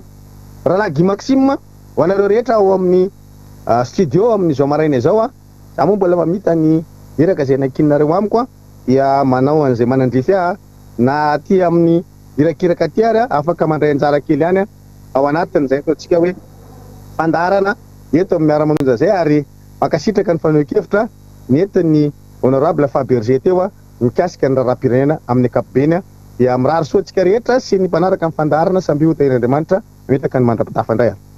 makasitraka andriamatosolombavoaka Madagasikara fidèle razarapiera miaraka amiketo amin'ny plateau indray moa amin'izao tsika miteny zao ny docteur Mamra Benirina izay fantatritsika solombavamboaka Nambodratrimo efa lasa teo ny lolo Madagasikara teo aloha Mamtina Faberger fa voaray zany ny afatra avy amintsika rehetra Miara Manonja ary tena Miara Manonja tokoa tsika satria na ny eto an-toerana isaky ny elakelan-trano voalaza teo ny tany Mazenga eo koa ny mampita afatra ny avy any Atsimo-Atsinana iny Mananjary iny Manakary iny Farafangana iny hatrany be fotaka atsimo aza dia mampita afatra ny amin'ny hoe misaotra anareo rehetra zay ny amin'ny fijoroana amin'ny fitiavan-tanindrazana izay atrehinareo ankehitriny satria dia tsy mitsitsy tokoa nareo manoloana ny tsy fahaiza mitantana eto amin'ity firenentsika ity akizay indrindra no hitondrako indray ny anjara mpitenenako amin'ity androany ity tompolasy tompovavy dia andresantsika teto tamin'ity herinandro ity ary notsahivintsika teto ny makasika ny raharaha alatsinainy mainty 20 Janoary izay fantatritsika hoe nitarika tany fanonganam-panjakana ary nandraisany Andry Rajoelina ny fanjakana ny 13 Martsa 2022 tsy ahivony zany satria ny tantara dia tsy fanadino tsy azo disoina ary ny tantara ihany koa dia fantatritsika fa tsy azo adinoina inona no nitranga melohany zany 20 Janoary zany dia niezaka no namerina omaly ny amin'ny hoe inona tokoa moa ny horonan-tsary nisy tamin'izany vanim-potoana zany dia zay moa no mahafa ny teknôlôjia amin'izao fotoana fa ny zavatra teneninao dia voarakitra zany voatahiry zany ary azo enony zany na vanim-potoana inona na vanim-potoana inona Andriamantosombavamboaka ka zay teneninao androany zany dia na amin'ny 20 taona aza ka hosokafana dia fantatra fa izao no teneninao tamin'iny andro iny ny andro ny 17 Janoary 2024 dia notokana n'Andriamatoa be ny tanàna Andry Rajoelina tamin'izay vanim-potoana zay ny kianja ny demokrasia izy be ny tanàna niaraka tamin'ny mpanolo-tsaina no nandray fanapahan-kevitra ny amin'ny hoe hosokafa atsika ho kianja ny demokrasia ny kianja n'Ambojatofo raha milafy ny demokrasia na izanaiza toerana na any Frantsa na any États-Unis dia misy zany toerana manamarika ny demokrasia zany ny angaina tamina tolona zay nanarenana firenena na tolona zay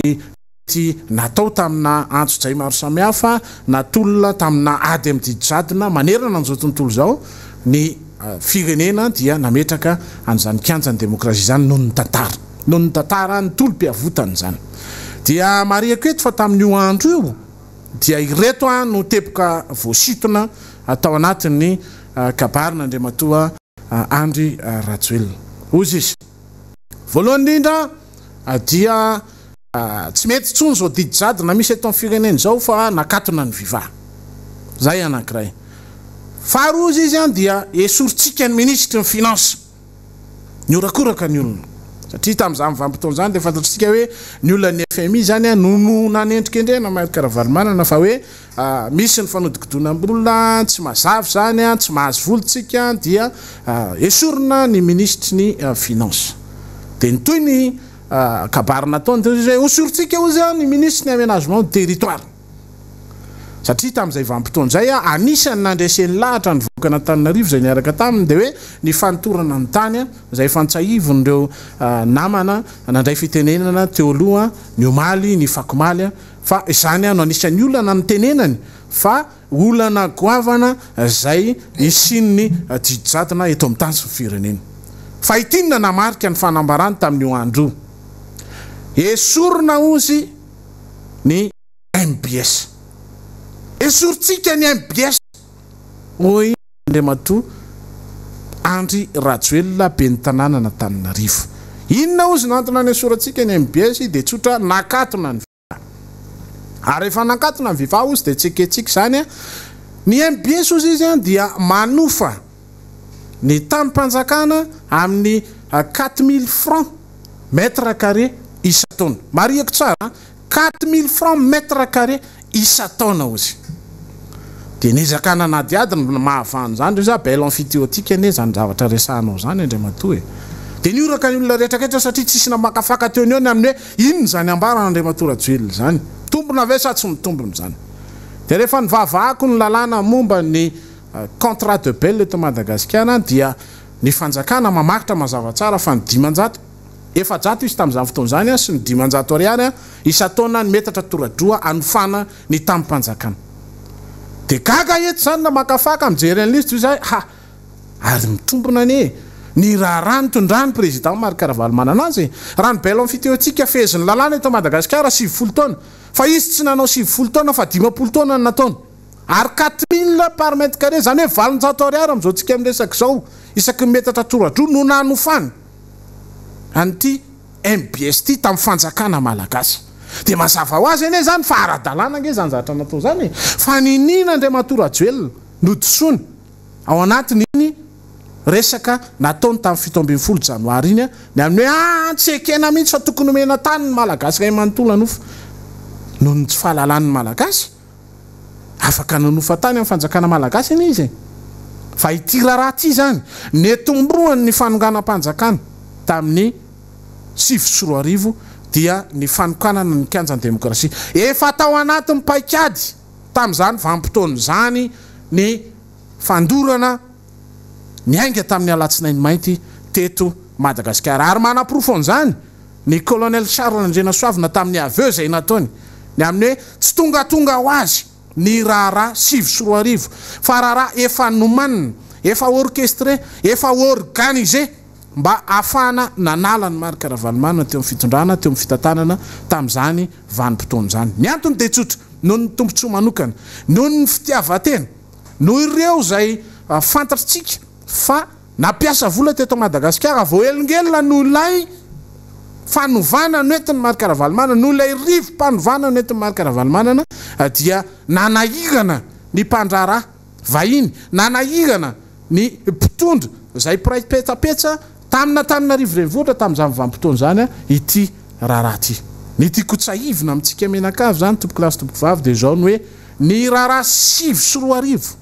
zay mbola ratsika kaiky satria tsy azo ekena mihitsy tsy voamarina araka le voalazako teo hoe ny tantara tsy fanadino ny tantara tsy azo adinoina ary tsy azo dosoina ny tantara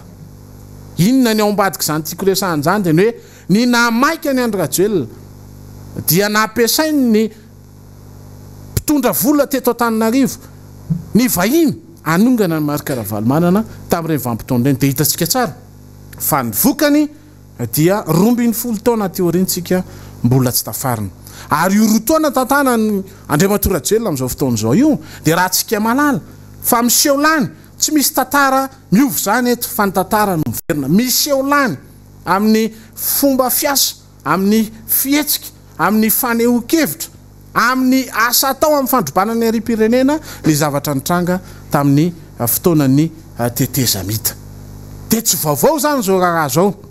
fa zavatra no manina mba ahafahana mamotika ny malagasy tsy vaky volo dia fantatritsika fa tao anatiny io vanim-potoana zay voalazo io dia erisetra mivantana coup d'état no natao tamin'izany vanim-potoana zany satria ny malagasy maro anisy rehefa mandeha lailainga amina discours politique dia roboka ditatsika fa nanimba zavatra izany raharaha zany raisan'Andriamatora Rajoelina ny fahefana tamin'ny 7 martsa 7 dia mbola maro ny zavatra azo ambara satria ny raharaha 7 febroary dia mbola manamafy an'io erisetra io ary lay aveu colonel Charles no manao aveu ny amin'ny hoe tsy avao ambotsiroatra no nitifitra nanao aveu ary zany moa dia fantatritsika fa veravina naraviny tetezamita ary tsy mipongatra hatramin'izao tsika miteny zao zany aveu zay nataony colonel Charles zany fantatritsika fa niainga tamin'ny mutinerie ny Kapisaty ny kiomy ny miaramila ny Kapisaty tamin'izany vanim-potoana zany maninona ny mampatsiahantsika an'izany dia ny hoe izao raharaha ny 1 zao rotaona ny tantana n'Andriamatora Rajoelina sy reto mpanohana azy reto dia miverina ny tantara raha nresaka ny loholo Madagasikara teo ny mahakasika andreto enquête parlementaire reto dia ny goavana indrindra ao anatin'io dia ny raharaha fantatsika loatra fa ny fanafarana fitaovam-piadiana mahery vaika antsokosoko zany hoe ny herisetra mivantana natao tamin'ny 7 dia nieritreretina ao averina teto Madagasikara tamin'ny 20 raha resy tamin'ny fifidianana Andriamatoa Rajoelina. Ary zay fahendrenana ananany Filomarika Ravalomanana zay tamin'ny taona 7 tsy nisiny raha latsaka voateny tao anatiny dinika ny fanaovana Andriamatoa Rajoelina sy ny mpanoha anazy tamin'izany fotoana zany filohan'ny ACC teo aloha tamin'izany fotoana zany dia nazava tsara ny amin'y tsy maintsy misy raha latsaka io vao miva ity fanjakana Marika Ravalomanana ity tamin'izany vanim-potoana zany dia resahantsika eto zany fa tsy mipanohitra no mitondra herisetra tsy Marika Ravalomanana nanao herisetra tamin'ny vanim-potoana zay sarotra teto amin'ny firenena fa ny filohan'ny Repoblika amin'izao fotoana zao niaraka tamin'ny mpanoha anazy voatonontonina ao anatiny ny aveny Colonel Charles reo raitsy kombakomba rehetra nanomana an'izany raharaha 7 sy 2 zany mampatsiahany zany tantara zany zay tsotra dia ny hoe niainga tamin'ny fitakiana ny fametraha-pialana ny tiako atongavana dia tsotra raha nisy ministra tompona ndraikitra teto amin'ity firenena ity izy amin'izao tsika miteny zao mbola mpanao gazety tsotra izy tamin'izany vanim-potoana zany dia raha anisan'ny zavatra litanira izay no lazana azy isan'andro san'andro ambarany dia sokafy ny hainao manjerim-panjakana sokafy ny RNM ny TVM mba hitenena ny mpanohitra fa rehefa tonga teo izy dia hafa ny nataony io le mahatonga amin'ny teny foana ny hoe nitenen'ny vava hafa ny ataon'ny tanana hafa raha matoa ministra androany ary androany tsika amin'ny resaka zao tsy tonga avy ny mpanohitra hiteny hoe Andriamatoa filohan'ny Repoblika esory ny ministra tompona andraikitra eo anivon'ny communication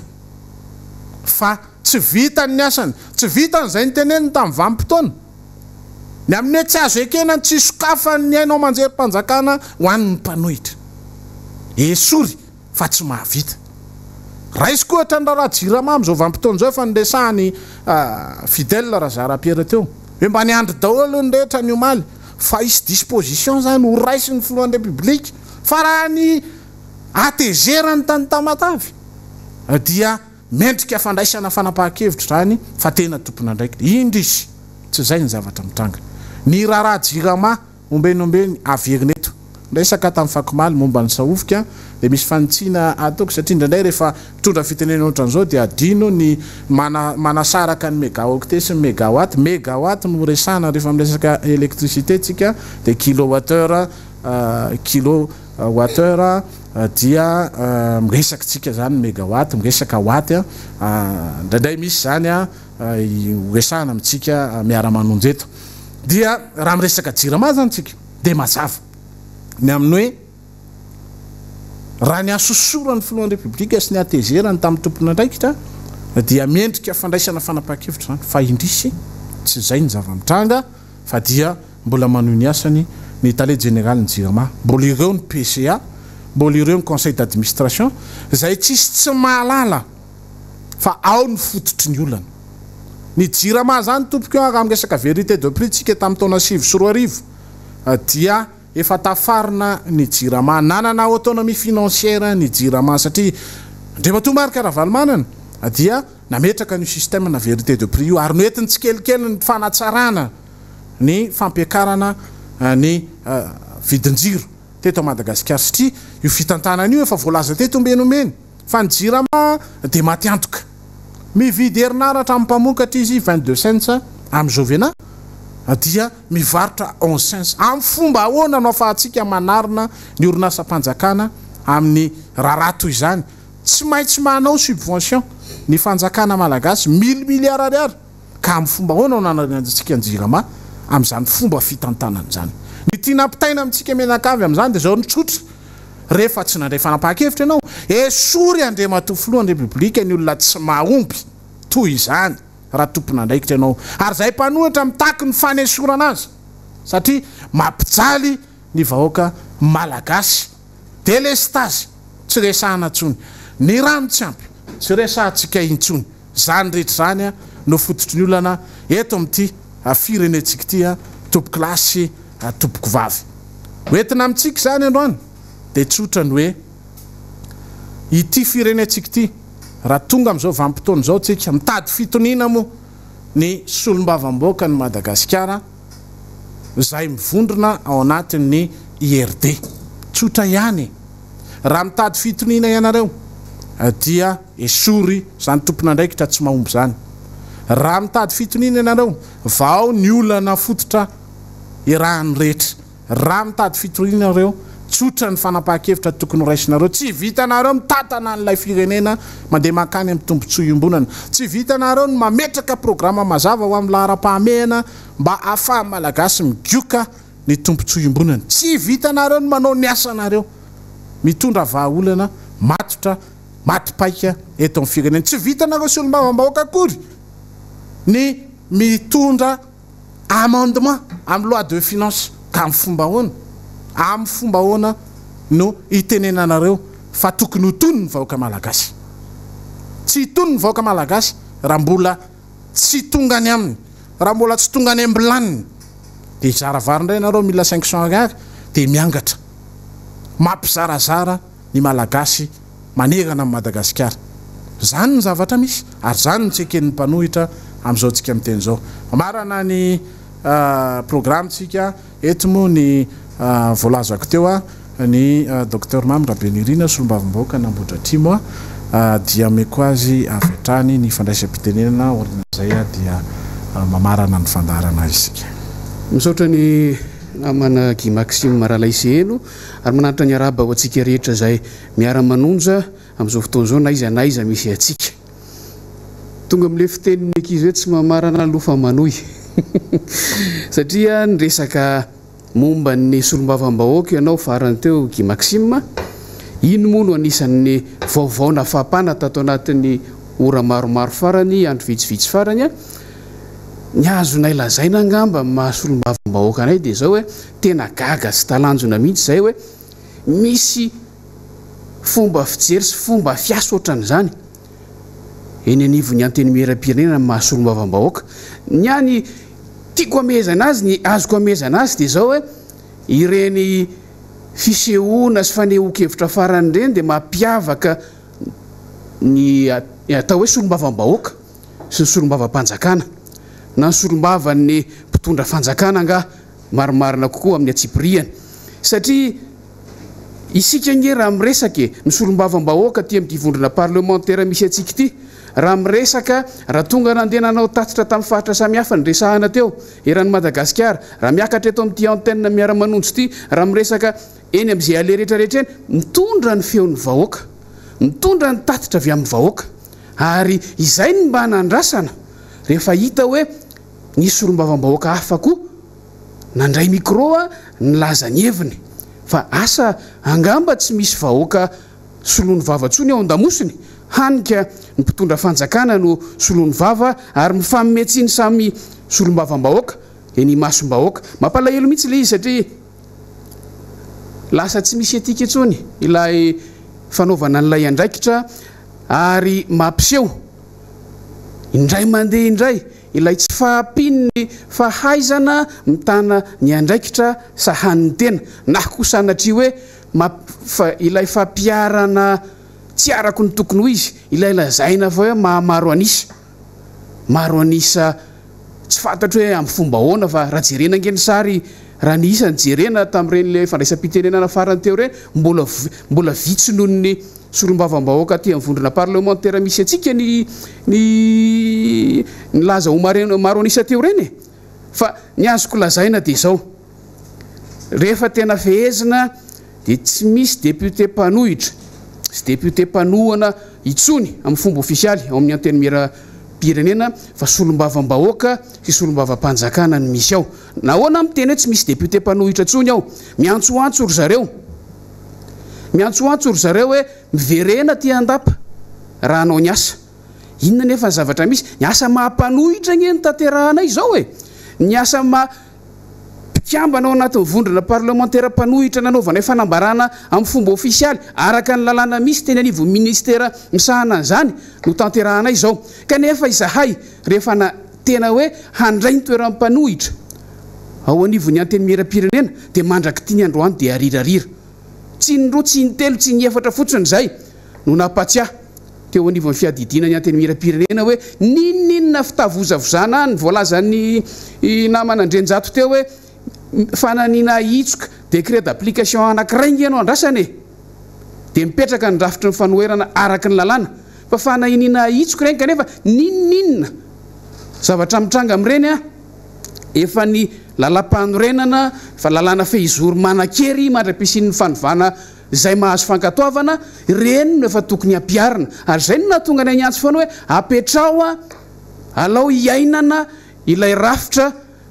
mpanohitra eo anivon'ny parlemanta zao ny vokany zao hita miariary hitapoko hitapirenena izao normal be raha ohatra zay mitady ny toerana ampiasanay ny fahefanay mahasolo mbavam-bahoaka anay ao anatin'ilay izy mampiseho koa ireny zava-nisy ny ainatsika tao anatin'ny anteny miera-pirenena faraparany teo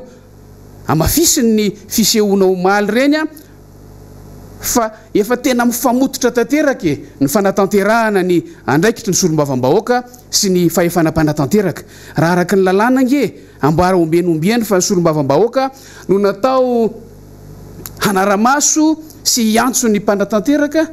rehefa misy ilana an'izany nefa ny ainana indrindraindrindra tamin'ireny le fanaovana asa mbo miara farany tao amin'ny fanaovana tetibolam-panjakany reny ny ainana ny hoe rehefa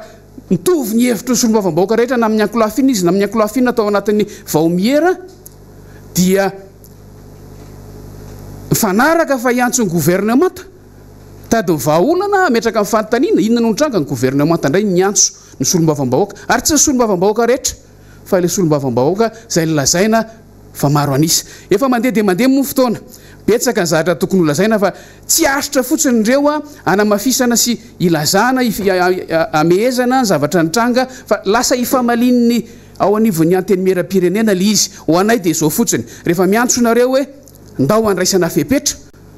dia amma zamba membre ny bureau maritry ny anteny miera-pirenena ihany amma membre ny bureau maritry ny anteny miera-pirenena dia miantso ireo namako hoe andao ireo solombavam-bahoaka tsy mahalala ny andraikiny ireo solombavam-bahoaka tsy mitondra ny feon'ny vahoaka ireo a ndao ireo a no andraisantsika fepetra dia ho hitantsika eo ahoana ny fandehan'ity raharaha ty makasitraka antsika rehetra ny aino ya dia merci aminanao solombavam-bahoaka ny Madagasikara ny sorana jiaby koa ny mpandray anjara jiaby tato anatin'ity Miara Manonja ity somary ny ohatra kely ma fotoanantsika ny ihany fa tsy atao hoe problème be manakory zany fa zay aloha zany ny masaka zay no azo nandesina teto tamin'ity ny any ity mangasitraka anatsika jiaby nanaraka izany hatramin'ny farany dia izay ihany koa no nentina namarana nyity fandarana Miara Manonja ity raha mpitsondray isika miaraketo toy ny fotoana mahazatra samy tain'Andriamanitra veloma tompoko